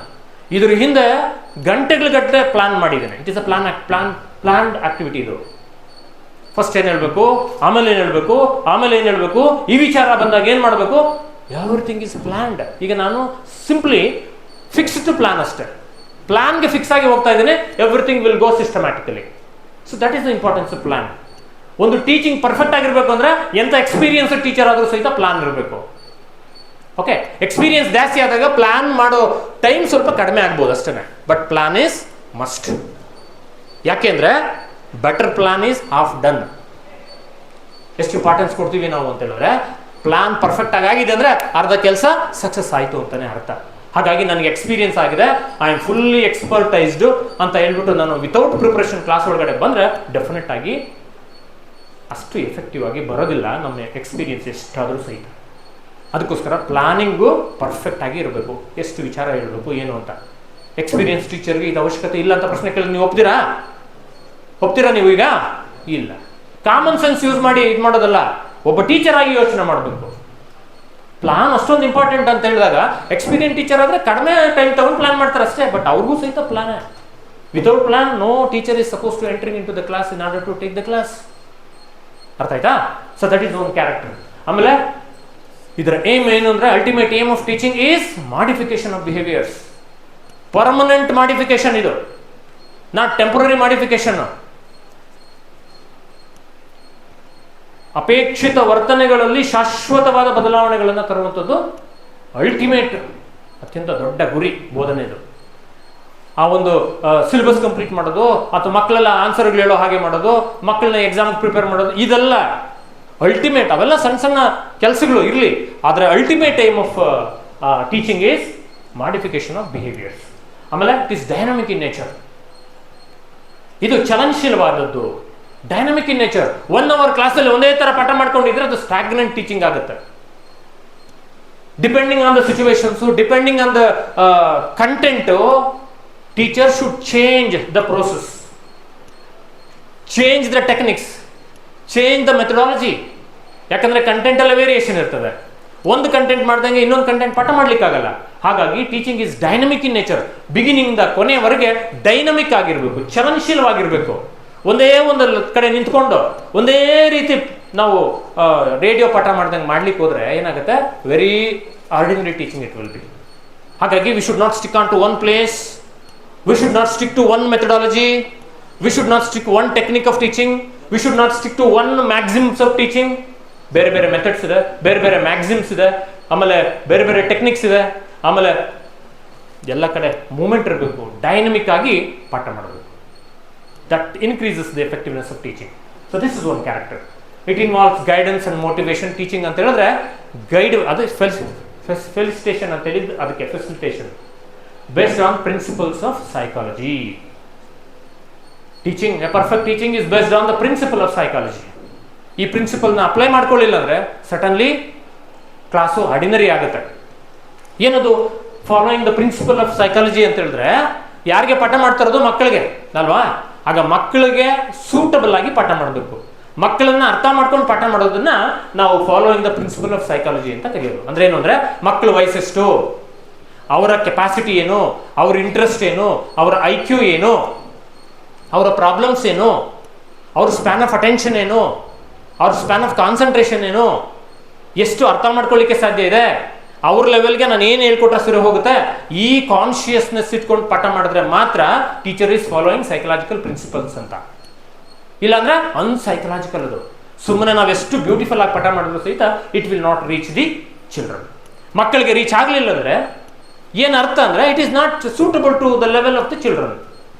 ಈಗ ಹೈಸ್ಕೂಲಲ್ಲಿ ಪಾಠ ಮಾಡ್ದಂಗೆ ಇಲ್ಲಿ ಮಾಡ್ಲಿಕ್ಕಾಗಲ್ಲ, B.Ed ಕಾಲೇಜಲ್ಲಿ ಪಾಠ ಮಾಡ್ದಂಗೆ ಇಲ್ಲಿ ಮಾಡ್ಲಿಕ್ಕಾಗಲ್ಲ, ಇಲ್ಲಿ ಮಾಡ್ದಂಗೆ ಅಲ್ಲಿ ಮಾಡ್ಲಿಕ್ಕಾಗಲ್ಲ. ಯಾಕೆ ಈ ಡಿಫರೆನ್ಸ್ ಆಗ್ತಿದೆ ಅಂತಂದ್ರೆ, because of the psychological principles. Okay, ಈಗ ನಾನು ಅಲ್ಲಿ ಪಾಠ ಮಾಡ್ದಂಗೆ ಇಲ್ಲಿ ಪಾಠ ಮಾಡೋಕೆ ನೀವು ಕೇಳ್ತೀರಾ? ಅವಶ್ಯಕತೆ ಇದೆಯಾ? ಇಲ್ಲ. ಅಥವಾ ಇಲ್ಲಿ ಮಾಡ್ದಂಗೆ ಅಲ್ಲಿ ಮಾಡೋಕೆ ಹೋದ್ರೆ ಏನು ಸರ್ ಇದು ಅಂತಾರೆ ಅಲ್ವಾ? ಯಾಕೆ ಸರ್ ಇದು ಹಿಂಗಿದೆ ಅಂತ ಹೇಳ್ತಾರೆ. ನೋಡಿ, ಅದಕ್ಕೆ ಇದಿಲ್ಲ ಅಂದರೆ ಕೆಟ್ಟೋಗ್ಬಿಡುತ್ತೆ. ಅದಕ್ಕೆ ಫಸ್ಟು ನಾವು ಪಾಠ ಮಾಡ್ಲಿಕ್ಕೆ ಹೊರಟಾಗ ಮುಂದ್ಗಡೆ ಯಾರಿದ್ದಾರೆ, ಯಾರು ನನ್ನ ಲರ್ನರ್ಸು, ಅವ್ರಿಗೆ ಏನು ಬೇಕಿದೆ, ಅವರ ಏಜ್ ಏನು, ಅವ್ರ ಕೆಪಾಸಿಟಿ ಏನು, ಅವ್ರಿಗೆ ನೀಡ್ ಏನಿದೆ, ಈಗ ಇವತ್ತು ಏನು ಬೇಕಿದೆ ಅವ್ರಿಗೆ, ಇದನ್ನು ಅರ್ಥ ಮಾಡಿಕೊಂಡು ನಾವು ಪಾಠ ಮಾಡೋದಿದೆಯಲ್ಲ, ಇದನ್ನು ನಾವು ಫಾಲೋಯಿಂಗ್ ದಿ ಸೈಕಲಾಜಿಕಲ್ ಪ್ರಿನ್ಸಿಪಲ್ಸ್ ಅಂತ. ಇಷ್ಟೇ ಅಲ್ಲ, ಈ ಥರದ್ದು ಬೇಕಾದಷ್ಟು ಇರ್ತವೆ. ಈಗ ಬೇಸ್ಡ್ ಆನ್ ಯುವರ್ ಎಕ್ಸ್ಪೋಜರ್, ಎಷ್ಟು ಮೇಸ್ಟ್ರುಗಳ ಪಾಠಗಳನ್ನು ಕೇಳಿದಿರಿ, ಎಂತೆಂಥ ಟೀಚಿಂಗ್ಗಳನ್ನು ನೋಡಿದಿರಿ, ಅದನ್ನು ನೋಡಿಕೊಂಡು ಯಾವುದು ಒಂದು ಇಂಪಾರ್ಟೆಂಟ್ ಟೀಚಿಂಗ್ನ ಕ್ಯಾರೆಕ್ಟರು, ಯಾವುದಲ್ಲ ಅಂತ ಡಿಸೈಡ್ ಮಾಡಬೇಕು. That is the level of understanding ನೀವು ಅರ್ಥ ಮಾಡ್ಕೋಬೇಕಾಗಿರೋದು. ಇವತ್ತು ನಾನೇನು ಬೋರ್ಡ್ ಮೇಲೆ ಡಿಸ್ಪ್ಲೇ ಮಾಡ್ತೀನಿ ಅಷ್ಟೇ ಪಾಯಿಂಟ್ಸ್ಗೆ ಸೀಮಿತ ಆಗೋದಿಲ್ಲ. ಇದೆಲ್ಲ ವೆರಿ ವ್ಯಾಸ್ಟ್ ಏರಿಯಾ. ಇಷ್ಟೇ 9 characteristics of very effective teaching ಅಂತ ನಾನು ಡಿಕ್ಲೇರ್ ಮಾಡ್ಲಿಕ್ಕೆ ಆಗ್ತದಾ? ಆಗೋದಿಲ್ಲ. ಈಗ ನಿನ್ಗೆ ಗೊತ್ತಾಗ್ಬಿಡುತ್ತೆ, ಒಂದು ಲೈನ್ ನೋಡಿದ ತಕ್ಷಣ ಇದು ಒಂದು ಎಫೆಕ್ಟಿವ್ ಟೀಚಿಂಗ್ ಬೇಕಾ ಬೇಡವಾ, ಆ ಐಡಿಯಾ ನಿಮಗೆ ಇರಬೇಕು. ಇದೆಲ್ಲ ಬುಕ್ಗಳು ಇಟ್ಕೊಂಡು ಆಗಲ್ಲ. ನಿಮ್ಮ ಮೇಷ್ಟ್ರ ಪಾಠಗಳನ್ನು ನೀವು ಕಣ್ಣು ಮುಂದೆ ತಗೋಬೇಕು. ಒಬ್ಬ ಮೇಷ್ಟ್ರ ಪಾಠ ಅದ್ಭುತವಾಗಿದೆ ಅಂತ ನೀನು ಅನ್ಕೊಂಡಿದ್ಯಾ, ನನ್ನ ಲೈಫಲ್ಲಿ ಇವರು ತುಂಬ ಚೆನ್ನಾಗಿ ಪಾಠ ಮಾಡ್ತಾರೆ ಅಂತ ಯಾರು ಅನ್ಕೊಂಡಿದ್ಯಾ, ಅವ್ರ ಕ್ಲಾಸ್ನ ಇಟ್ಕೋ. That is the best. ಅದನ್ನ ಇಟ್ಕೊಂಡ್ಬಿಟ್ರೆ ನೀನು ಸಾಕಷ್ಟು ಪ್ರಶ್ನೆಗಳಿಗೆ ಉತ್ತರ ಸಿಗ್ತದೆ. ನಿನ್ನ ಲೈಫಲ್ಲಿ ವರ್ಸ್ಟ್ ಪಾಠ ಯಾರ್ದು ಅಂತ ಒಂದಿರ್ತದೆ, ಅದನ್ನ ಇಟ್ಕೊಂಡ್ರು ಸಹಿತ ಸಾಕಷ್ಟು ಪ್ರಶ್ನೆಗಳಿಗೆ ಉತ್ತರ ಮಾಡ್ಬೋದು. ಇದೇನು ದೊಡ್ಡ ಪುಸ್ತಕ ತಗೊಂಡಿದ್ದು ಓದಂಥದ್ದಲ್ಲ. ಎಷ್ಟು ವರ್ಷ ಎಷ್ಟು ಪಾಠಗಳು ಕೇಳಿದಿರಿ, ಎಷ್ಟು ಮೇಷ್ಟ್ರನ್ನ ನೋಡಿದಿರಿ. ಆ ಎಕ್ಸ್ಪೋಜರ್ ಮೇಲೆ ನೀವು ಮಾಡಬೇಕಾಗಿರುವಂಥದ್ದು. ಇದಕ್ಕೇನು ಬಿ ಎಡ್ಡೇ ಮಾಡಬೇಕಂತೇನಿಲ್ಲ. ನಾನು ಬಿ ಎಡ್ ಮೇಷ್ಟ್ರು, ಹಂಗಾಗಿ ಒಂದು ಸ್ವಲ್ಪ ನಾನು ಆ ಸ್ಪೆಸಿಫಿಕ್ ಆಗಿ ಹೇಳ್ಕೊಡ್ಬೋದು ಅಷ್ಟೇ. ಎಲ್ಲರಿಗೂ ಇಷ್ಟೊಂದು ಸ್ಪೆಸಿಫಿಕ್ ಬೇಕು ಅಂತ ಏನಿಲ್ಲ, ನಿಮ್ಗೆ ಐಡಿಯಾ ಇದೆ. ಆ ಐಡಿಯಾ ಮೇಲೆ ಈಗ ಆನ್ಸರ್ ಮಾಡಬೇಕು ಇಷ್ಟೇ. ಮೇಷ್ಟ್ರು 9 ಹೇಳಿದ್ರೆ ಅದರಲ್ಲಿ ಯಾವುದು ಬಂದಿಲ್ಲ. ಏನು ಹೇಳ್ಕೊಟ್ಟಿದ್ದು ಮೇಷ್ಟ್ರು ಅಂತ ಕೂತ್ಕೊಂಡ್ರೆ ಏನು ಮಾಡೋಕ್ಕಾಗತ್ತೆ ಹೇಳಿ ಅಲ್ವಾ? ಕೆಲವೊಂದನ್ನು ತೋರಿಸಿದ್ದೀನಿ ಅಷ್ಟೇ, ಈ ಥರದ್ದನ್ನ ನೀವು ಮಾಡಬೇಕು ಅಂತ. ಬೇಸಿಕ್ ರಿಕ್ವೈರ್ಮೆಂಟ್ಸು ನಿಮ್ಮ ಸಿಲೆಬಸ್ ಪ್ರಕಾರನೇ ಹೋಗ್ತಾ ಇದ್ದೀನಿ. ನನಗೇನೇನು ಗೊತ್ತಿದೆ ಅದು ಹೇಳ್ತಾ ಇಲ್ಲ ನಾನು. ನಿಮ್ಮ ಸಿಲೆಬಸ್ ಏನಿದೆ ಅದರ ಪ್ರಕಾರನೇ ನಾನು ಪ್ರೊಸೀಡ್ ಆಗ್ತಾ ಇದ್ದೀನಿ. ಓಕೆ, ಈಗ what are the basic requirements of teaching ಅಂತ ಇದೆ ಸಿಲೆಬಸ್ಸಲ್ಲಿ, ಅದ್ರ ಪ್ರಕಾರನೇ ಹೋಗ್ತೀನಿ. ಒಂದು ಪಾಠ ಮಾಡಲಿಕ್ಕೆ ಟೀಚರು ಬೇಕು, ಬೇಸಿಕ್ ಆಗಿ ಟೀಚರ್ ಇರಲೇಬೇಕು ಅಲ್ವಾ? ಓಕೆ, ನೆಕ್ಸ್ಟ್ ಲರ್ನರ್ ಅಥವಾ ಸ್ಟೂಡೆಂಟ್ ಬೇಕು, ಜೊತೆಗೆ ಕರಿಕ್ಯುಲಮ್ ಅಥವಾ ಕಂಟೆಂಟ್ ಬೇಕು, ಆಮೇಲೆ ಟೀಚಿಂಗ್ ಮೆಥಡ್ಸ್ ಅಂಡ್ ಸ್ಟ್ರಾಟಜೀಸ್ ಬೇಕು. ಮೇಷ್ಟ್ರು ಇದ್ಬಿಟ್ರೆ ಆಗೋದಿಲ್ಲ. ಯಾವ ಕಂಟೆಂಟ್ಗೆ ಯಾವ ಮೆಥಡಲ್ಲಿ ಪಾಠ ಮಾಡಬೇಕು ಅನ್ನೋದು ಬೇಕಲ್ಲ. ಯಾವ strategy I am suppose to use. Strategy ಅಂದರೆ ತಂತ್ರ, ಮೆಥಡ್ ಅಂದರೆ ವಿಧಾನ. ಯಾವ ಬೋಧನಾ ವಿಧಾನವನ್ನು ನಾನು ಅನುಸರಿಸಬೇಕು, ಯಾವ ತಂತ್ರವನ್ನು ನಾನು ಇಲ್ಲಿ ಫಾಲೋ ಮಾಡಬೇಕು, ಎಲ್ಲವೂ ಸಹಿತ ಮೇಷ್ಟ್ರು ಗೊತ್ತಿರಬೇಕು. ಯಾವುದೋ ಮೆಥಡಾಲಜಿನ ತಗೊಂಡೋಗಿ ಯಾವುದೋ ಕಂಟೆಂಟ್ಗೆ ಹಾಕ್ಬಿಟ್ರೆ ಸೂಟಬಲ್ ಆಗೋದಿಲ್ಲ. ನೆಕ್ಸ್ಟು ಇನ್ಸ್ಟ್ರಕ್ಷನಲ್ ಮೆಟೀರಿಯಲ್ಸ್, ಅದಕ್ಕೆ ಸಾಕಷ್ಟು ಮೆಟೀರಿಯಲ್ಸು ಸಹಿತ ಬೇಕಾಗುತ್ತೆ. ಇನ್ಸ್ಟ್ರಕ್ಷನಲ್ ಏಡ್ಸ್, ಈಗ ನೋಡಿ ನಾನು PPT ಯೂಸ್ ಮಾಡ್ಕೊಡ್ತಿದ್ದೀನಿ. ಒಂದೊಂದ್ಸರಿ ಟೀಚಿಂಗ್ ಏಡ್ಸನ್ನು ತೋರಿಸ್ತೀವಿ, ಒಂದೊಂದ್ಸರಿ ಗ್ಲೋಬ್ ತೋರಿಸ್ತೀವಿ, ಒಂದೊಂದ್ಸರಿ ಮ್ಯಾಪ್ ತೋರಿಸ್ತೀವಿ, ಫೋಟೋ ತೋರಿಸ್ತೀವಿ. ನೋಡಿ ಕವಿಗಳದು ಪಾಠವನ್ನು ಕಳೆ ಕಟ್ಟಿಸ್ಲಿಕ್ಕೆ ಸಾಕಷ್ಟು ಮೆಟೀರಿಯಲ್ಸು ಸಹಿತ ನಮಗೆ ಬೇಕಾಗುತ್ತೆ. ಲರ್ನಿಂಗ್ ಎನ್ವಿರಾನ್ಮೆಂಟ್, ಕಲಿಯುವಂಥ ಒಂದು ಸನ್ನಿವೇಶವನ್ನು ಕ್ರಿಯೇಟ್ ಮಾಡ್ಕೋಬೇಕು. ಈಗ ನೋಡಿ ನಾನು ಸ್ಟೇಜ್ ಮೇಲೆ ಬಂದಿದ ತಕ್ಷಣ ಏನು ಮಾಡ್ಕೊಂಡೆ, ಎಲ್ಲರೂ ನೆಟ್ಗೆ ಕೂತ್ಕೊಳ್ಳಿ, ನೋಟ್ಬುಕ್ ತಗೊಳ್ಳಿ, ಪೆನ್ ತಗೊಳ್ಳಿ ಅಂತ ರೆಡಿ ಮಾಡಿ ಒಂದು ಸಿಚುವೇಶನ್ನ ಕ್ರಿಯೇಟ್ ಮಾಡಿದೆ. ನೀವೆಲ್ಲ ಇಂಥದ್ದು ಓದ್ತಾ ಇದ್ರಿ, ಈ ಥರದೊಂದು ಎಕ್ಸಾಮ್ ತಗೊಳ್ತಾ ಇದ್ರಿ, ಸಚ್ ಇಂಪಾರ್ಟೆಂಟ್ ಎಕ್ಸಾಮಿನೇಷನ್ ಇದು, ಹಾಗಾಗಿ ನೀವೆಲ್ಲರೂ ಸಹಿತ ಇದನ್ನು ಕಲಿಬೇಕು, ನೀವೆಲ್ಲ ಇದನ್ನು ಪಾಸ್ ಮಾಡಬೇಕು. ನೋಡಿ ಎಂಥ ಸನ್ನಿವೇಶವನ್ನು ಕ್ರಿಯೇಟ್ ಮಾಡ್ಕೊಂಡೆ ನಾನು first. So that is creating environment, learning environment. ಇದನ್ನು ಸಹಿತ ಇದು ಕ್ರಿಯೇಟ್ ಮಾಡ್ಕೊಳ್ಳದೆ ನಾನು ಪ್ರೊಸೀಡ್ ಆಗಲಿಲ್ಲ ಅಲ್ವಾ? ಅಟೆನ್ಷನ್ ಎಲ್ಲ ಈ ಕಡೆ ಕ್ಯಾಚ್ ಮಾಡಿ ಆಮೇಲೆ ನಾನು ಸ್ಟಾರ್ಟ್ ಮಾಡಿದ್ದು. ಯಾಕಂದರೆ ಫಸ್ಟ್ ಎನ್ವಿರಾನ್ಮೆಂಟು ಕ್ರಿಯೇಟ್ ಆಗಬೇಕು, ಆಮೇಲೆ ಎವ್ಯಾಲ್ಯೂಯೇಷನ್ ಆ್ಯಂಡ್ ಫೀಡ್ಬ್ಯಾಕ್. ಬರೀ ಪಾಠ ಮಾಡಿಬಿಡೋದಲ್ಲ, ಬರೀ ಪಾಠ ಮಾಡ್ಕೊಂಡು ಹೋಗ್ಬಿಡೋದಲ್ಲ, ಪಾಠ ಹೇಗೆ ನಡೀತಿದೆ ಅನ್ನುವಂಥ ಪ್ರಜ್ಞೆ ನನಗೆ ಗೊತ್ತಾಗಬೇಕು. ಪಾಠದ ಲೆವೆಲ್ ಹೇಗಿದೆ, ಪಾಠದ ಕ್ವಾಲಿಟಿ ಹೇಗಿದೆ, ಮಕ್ಕಳಿಗೆ ಅರ್ಥ ಆಗ್ತಾ ಇದೆಯಾ ಇಲ್ವಾ ಅಂತ ನನಗೆ ಗೊತ್ತಾಗಬೇಕು. ಪಾಠ ಇಂಪ್ರೂವ್ ಮಾಡ್ಕೋಬೇಕಾ, ನಾನು ಅನ್ನೆಸೆಸರಿ ವಿಚಾರಗಳನ್ನೆಲ್ಲ ಹೇಳ್ತಾ ಇದ್ದೀನಾ, ಈ ಪ್ರಜ್ಞೆ ನನಗೆ ಬರಬೇಕಲ್ಲ. ಅದಕ್ಕೆ ಎವ್ಯಾಲ್ಯೂಯೇಷನ್ ಮಾಡಬೇಕು. ಮತ್ತೆ ಮಕ್ಕಳು ಹೇಗೆ ಕಲಿತಾ ಇದ್ದಾರೆ, ಅವರು ಪ್ರೋಗ್ರೆಸ್ನ ಚೆಕ್ ಮಾಡಬೇಕಲ್ಲ. ಬರೀ ಪಾಠ ಮಾಡ್ಕೊಂಡು ಹೋಗ್ಬಿಟ್ರೆ ಏನು ಸಿಗ್ತದೆ ನಿಮಗೆ? ಅಳಿಬೇಕಲ್ಲ, ಹೇಗೆ ನಡೀತಾ ಇದೆ ಕೆಲಸ ಅಂತ. ಯಾವುದು ಅಳಿಯಲ್ಪಡುತ್ತದೋ ಅದು ಬೆಳೆಯಲ್ಪಡುತ್ತದೆ, ಯಾವುದು ಅಳಿಯಲ್ಪಡಲ್ವೋ ಅದು ಬೆಳೆಯಲ್ಲ. ಹಾಗಾಗಿ ನಾವು ಸುಮ್ಮನೆ ಪಾಠ ಮಾಡ್ಕೊಂಡು ಹೋಗ್ಬಿಟ್ರೆ ಆಗೋದಿಲ್ಲ. ಏನು ಮಾಡಬೇಕಾಗುತ್ತೆ? ಎವ್ಯಾಲ್ಯೂಯೇಷನ್ ಮಾಡಬೇಕಾಗ್ತದೆ. ಮಕ್ಕಳು ಹೇಗೆ ಕಲಿತಿದ್ದಾರೆ, ಯಾರು ಕಲಿತಿದ್ದಾರೆ, ಯಾರು ಕಲಿತಾ ಇಲ್ಲ, who is facing problems of learning, who is last, who is first, ordinary ಯಾರಿದ್ದಾರೆ, ಈ ಎಲ್ಲ ವಿಚಾರಗಳನ್ನು ಅರ್ಥ ಮಾಡ್ಕೋಬೇಕಲ್ಲ. ಮತ್ತೆ ಅವನು ಕಲ್ಸಕ್ಕೆ ಏನೋ ಒಂದು ಕೆಲಸ ಮಾಡಬೇಕಲ್ಲ. ಮಕ್ಳು ಯಾರು ಸರಿಯಾಗಿ ಕಲಿತಿಲ್ಲ ಅಂದ್ರೆ ಅಲ್ಲಿಗೆ ನನ್ನ ಟೀಚಿಂಗೇ ಸರಿ ಇಲ್ಲ. ನೋಡಿ, ನನ್ನ ಟೀಚಿಂಗು ಅರ್ಥ ಆಗುತ್ತೆ, ಮಕ್ಕಳ ಲರ್ನಿಂಗು ಅರ್ಥ ಆಗ್ತದೆ. ಹಾಗಾಗಿ ಎರಡೂ ಸಹಿತ ಇಂಪ್ರೂವ್ ಆಗಬೇಕು ಅಂತ ಹೇಳಿದ್ರೆ definitely there should be evaluation, ಮೌಲ್ಯಮಾಪನ ಇರಬೇಕು. ಮೌಲ್ಯಮಾಪನ ವೇಸ್ಟ್ ಅಲ್ಲ. ಕೆಲವರು it is a wastage of time, it is a big burden to the classroom teacher ಅಂತೆಲ್ಲ ಹೇಳ್ತಾರೆ. It is a part and parcel of teaching learning process. Evaluation ಇಲ್ಲದೆ teaching learning improve ಆಗೋದಿಲ್ಲ, worst ಆಗ್ತಾ ಇರ್ತದೆ. ಹಾಗಾಗಿ a good teacher is a good evaluator. Evaluation is very very important. A good teacher is always good evaluator. Okay, a good evaluator definitely a good teacher ಆಗಿರ್ತಾನೆ. ಆದರೆ ಎಲ್ಲ teachers good ಎವ್ಯಾಲ್ಯೂಯೇಟರ್ಸ್ ಆಗಿರ್ತಾರೆ ಅಂತ ಹೇಳಲಿಕ್ಕೆ ಬರೋದಿಲ್ಲ. Evaluation is difficult than the teaching. ಗೊತ್ತಾಯ್ತಾ? Anybody can teach, but everybody cannot evaluate.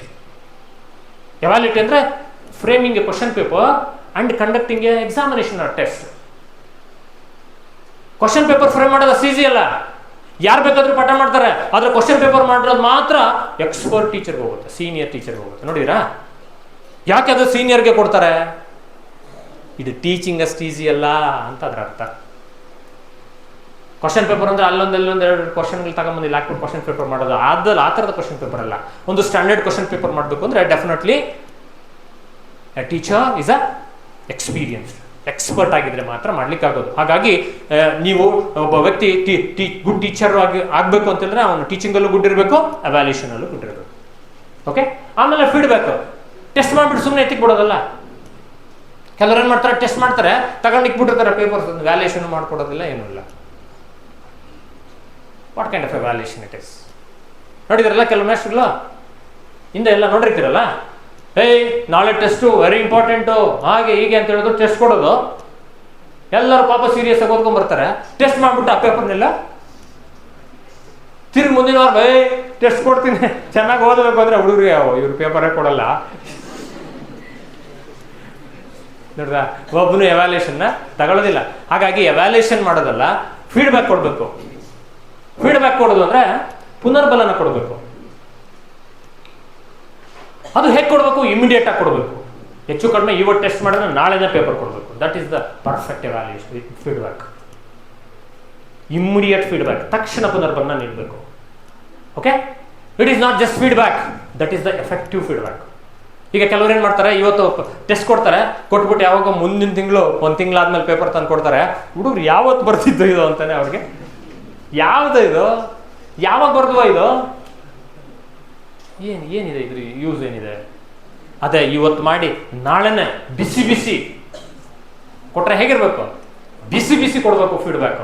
ಆವಾಗ ನನ್ನ ಏನು ತಪ್ಪು ಮಾಡಿದೆ, ಏನು ಮಾಡಬೇಕಾಗಿತ್ತು, ಎಲ್ಲಿ ಮಿಸ್ಟೇಕ್ ಆಯಿತು, ಹೇಗೆ ನಾನು ರೆಕ್ಟಿಫೈ ಮಾಡ್ಕೋಬೇಕಿನ ಮೇಲೆ perfect it will serve the purpose.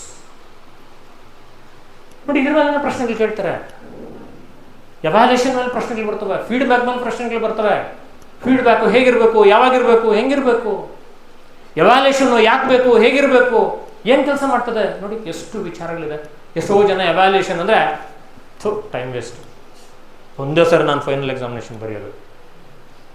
ಟೆಸ್ಟ್ಗಳಂದ್ರೆ ಬರ್ತೀರಾ ನೀವು?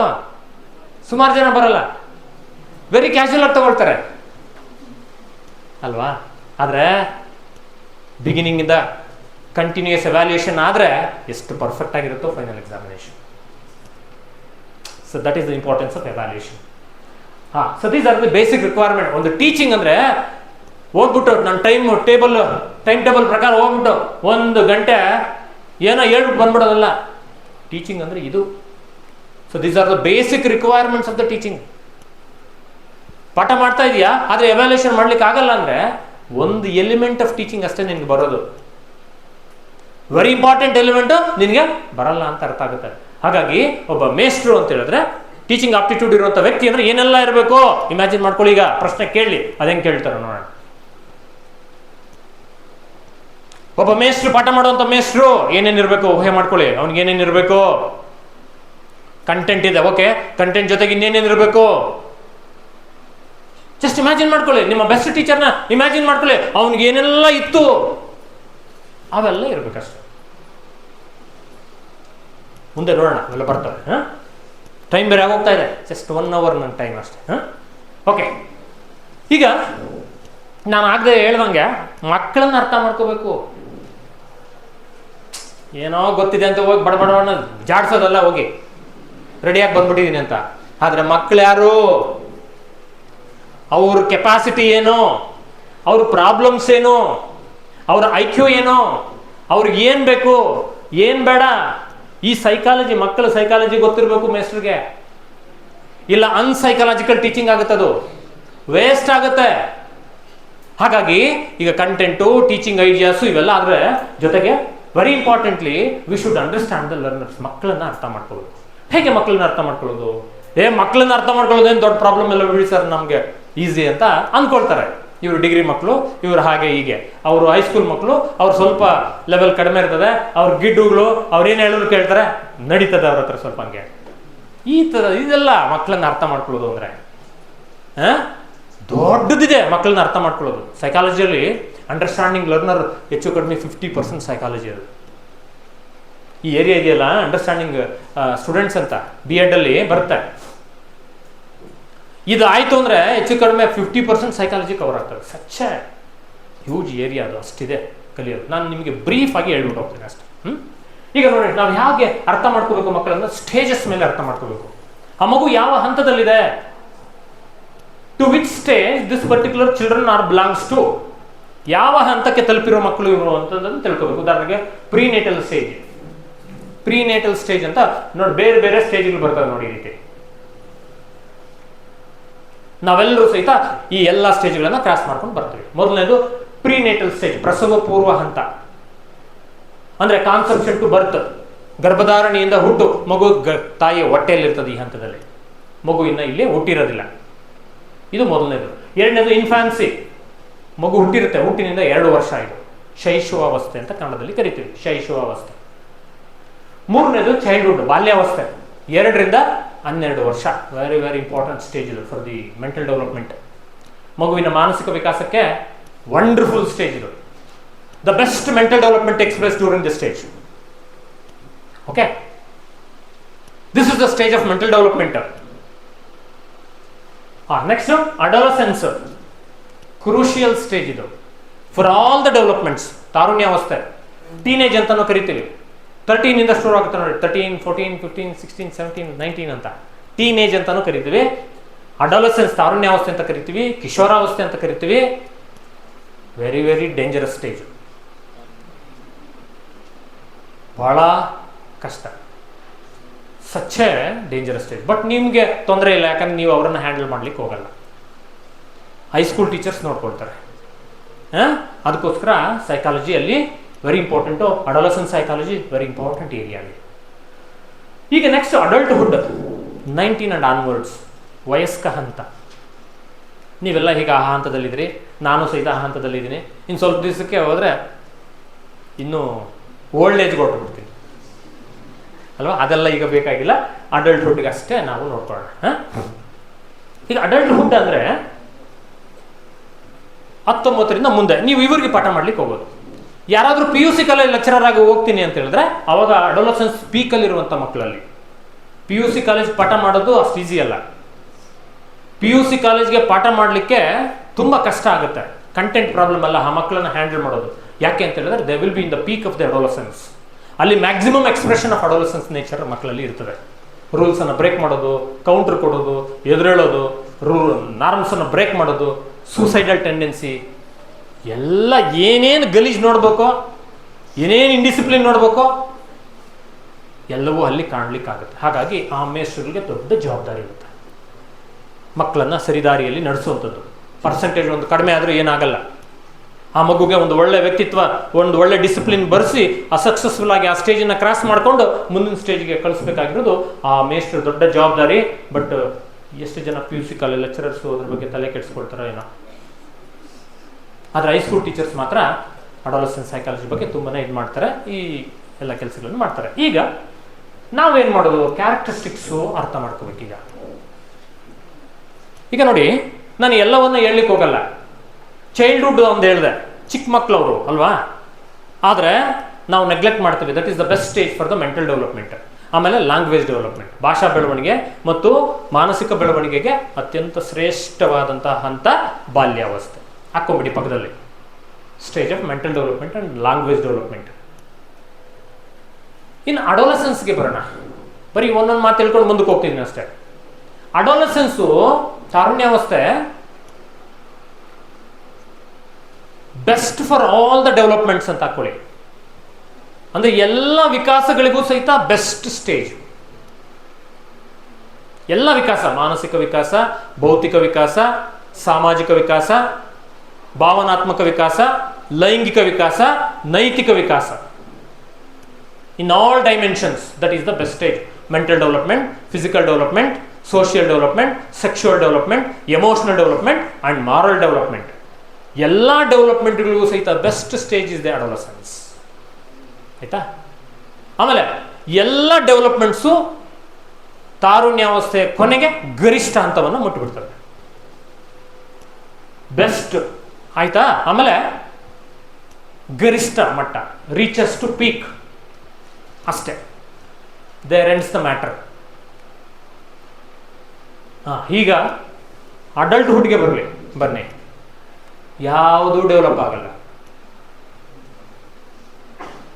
ಮೆಂಟಲ್ ಡೆವಲಪ್ಮೆಂಟು ಸೀಸ್ ಆಗಿಬಿಟ್ಟಿದೆ, ಫಿಸಿಕಲ್ ಡೆವಲಪ್ಮೆಂಟು ಸೀಸ್ ಆಗಿಬಿಟ್ಟಿದೆ. ಎಲ್ಲಿ ಸೀಸ್ ಆಗಿದ್ದು? ತಾರುಣ್ಯಾವಸ್ಥೆ ಕೊನೆಗೆ. ನೀವು ತಾರುಣ್ಯಾವಸ್ಥೆ 19 ವರ್ಷಕ್ಕೆ ಮುಗಿಸ್ಬಿಟ್ರಲ್ಲ, ಅಲ್ಲಿಗೆಲ್ಲ ಸೀಸ್ ಆಗೋಯ್ತು. ಹೇಳಿದ್ನಲ್ಲ ಗರಿಷ್ಠ ಹಂತವನ್ನು ಮುಟ್ಟುತ್ತೆ ಅಂತ. ಅಲ್ಲಿ ಕತೆ ಮುಗಿದಿದೆ. ಈಗ ನಿಮಗೆ ಮೆಂಟಲ್ ಡೆವಲಪ್ಮೆಂಟ್ ಇಲ್ಲ, ಫಿಸಿಕಲ್ ಡೆವಲಪ್ಮೆಂಟ್ ಇಲ್ಲ. ಯಾರಾದ್ರೂ ಈಗ ಬೆಳೀತಾ ಇದ್ದೀರಾ? ಫಿಸಿಕಲಿ ಬೆಳ್ಕೊಂಡು ಹೋಗ್ತಾ ಇದ್ರಾ? ಅಬ್ನಾರ್ಮಲ್ ಕೇಸ್ ಆಗ್ಬಿಡ್ತದೆ ಹಂಗೆ ಏನಾದ್ರೆ, ಅಲ್ವಾ? ಈ ಪ್ರಿನ್ಸಿಪಲ್ಗೆ, ಪ್ರಕೃತಿಗೆ ವಿರುದ್ಧ ಆಗ್ಬಿಡ್ತದೆ ಅದು. ಫಿಸಿಕಲ್ ಡೆವಲಪ್ಮೆಂಟ್ ಇಲ್ಲ, ಇದು ಸೋಷಿಯಲ್ ಡೆವಲಪ್ಮೆಂಟ್ ಇಲ್ಲ, ಎಮೋಷನಲ್ ಡೆವಲಪ್ಮೆಂಟ್ ಇಲ್ಲ, ಸೆಕ್ಷುವಲ್ ಡೆವಲಪ್ಮೆಂಟ್ ಇಲ್ಲ, ಮತ್ತೆ ನೈತಿಕ ವಿಕಾಸನೂ ಸಹಿತ ಇಲ್ಲ.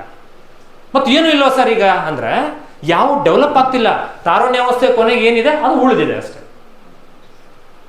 ಇವತ್ತು ನನ್ನ ಹತ್ರ ಎಲ್ಲ ಖಾಲಿ ಆಗಿದೆ ಅಂತಲ್ಲ, ನಿಮ್ಮ ಹತ್ರ ಖಾಲಿ ಆಗಿದೆಯಲ್ಲ, ಬಟ್ ಯಾವುದು ಇವತ್ತು ಬೆಳೀತಿಲ್ಲ.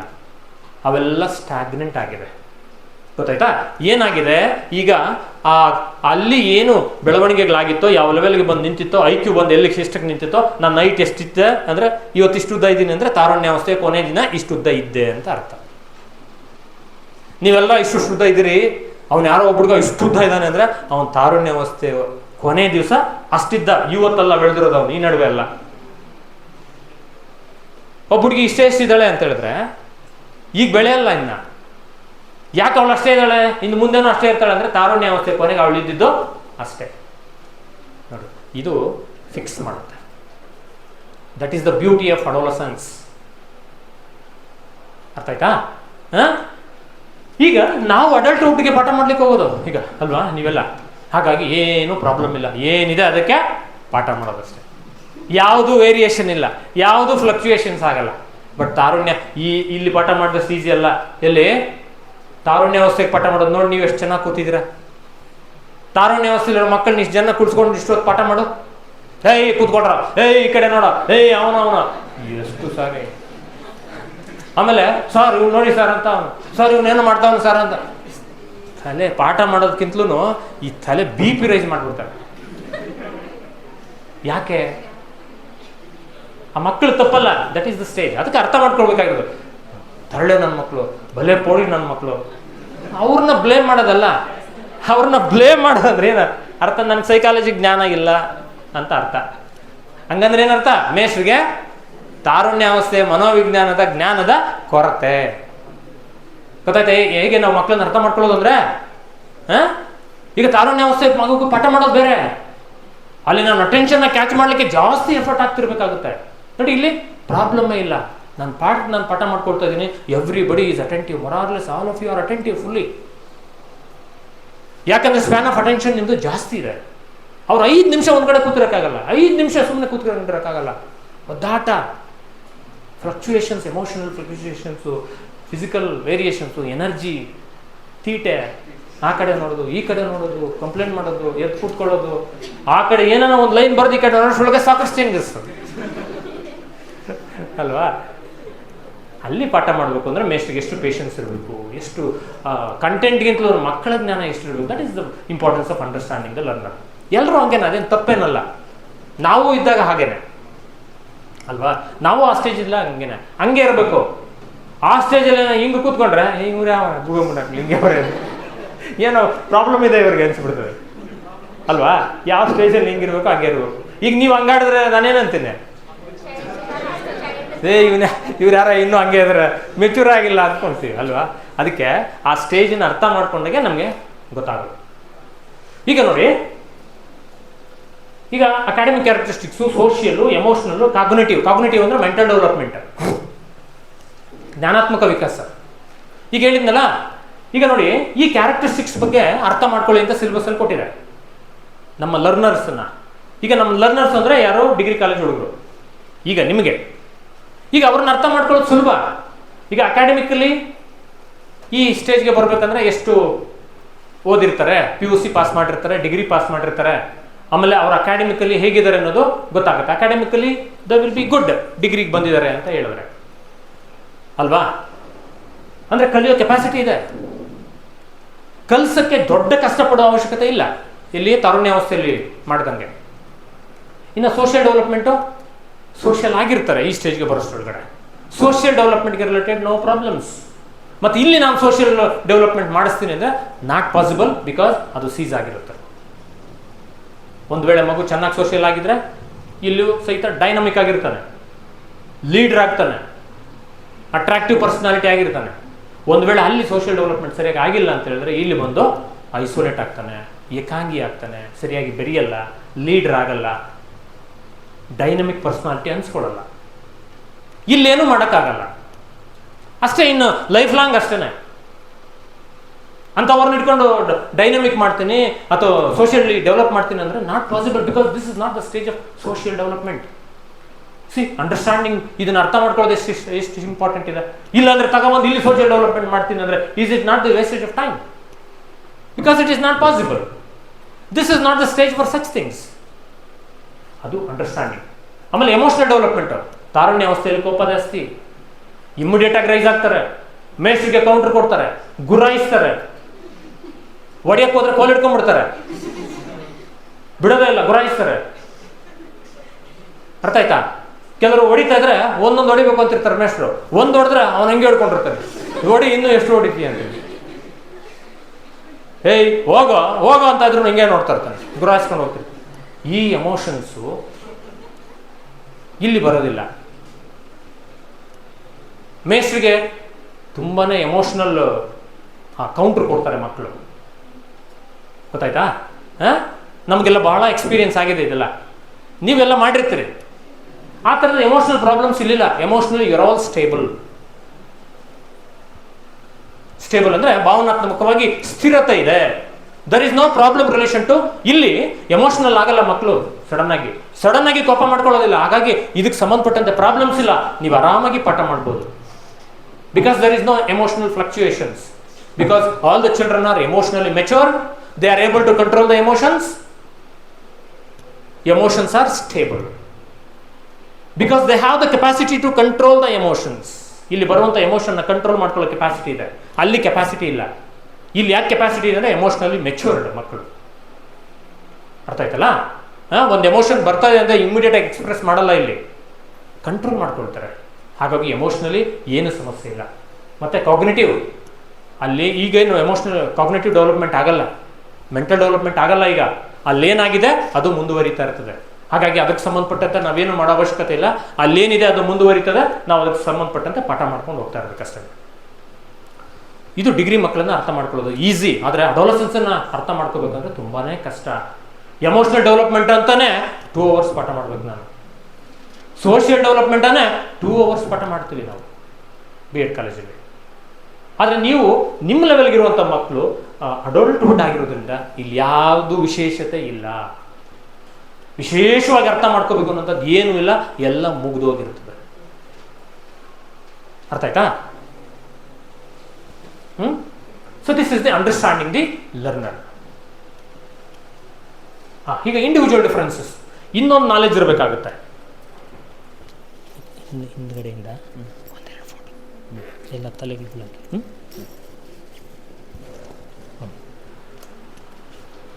Individual differences.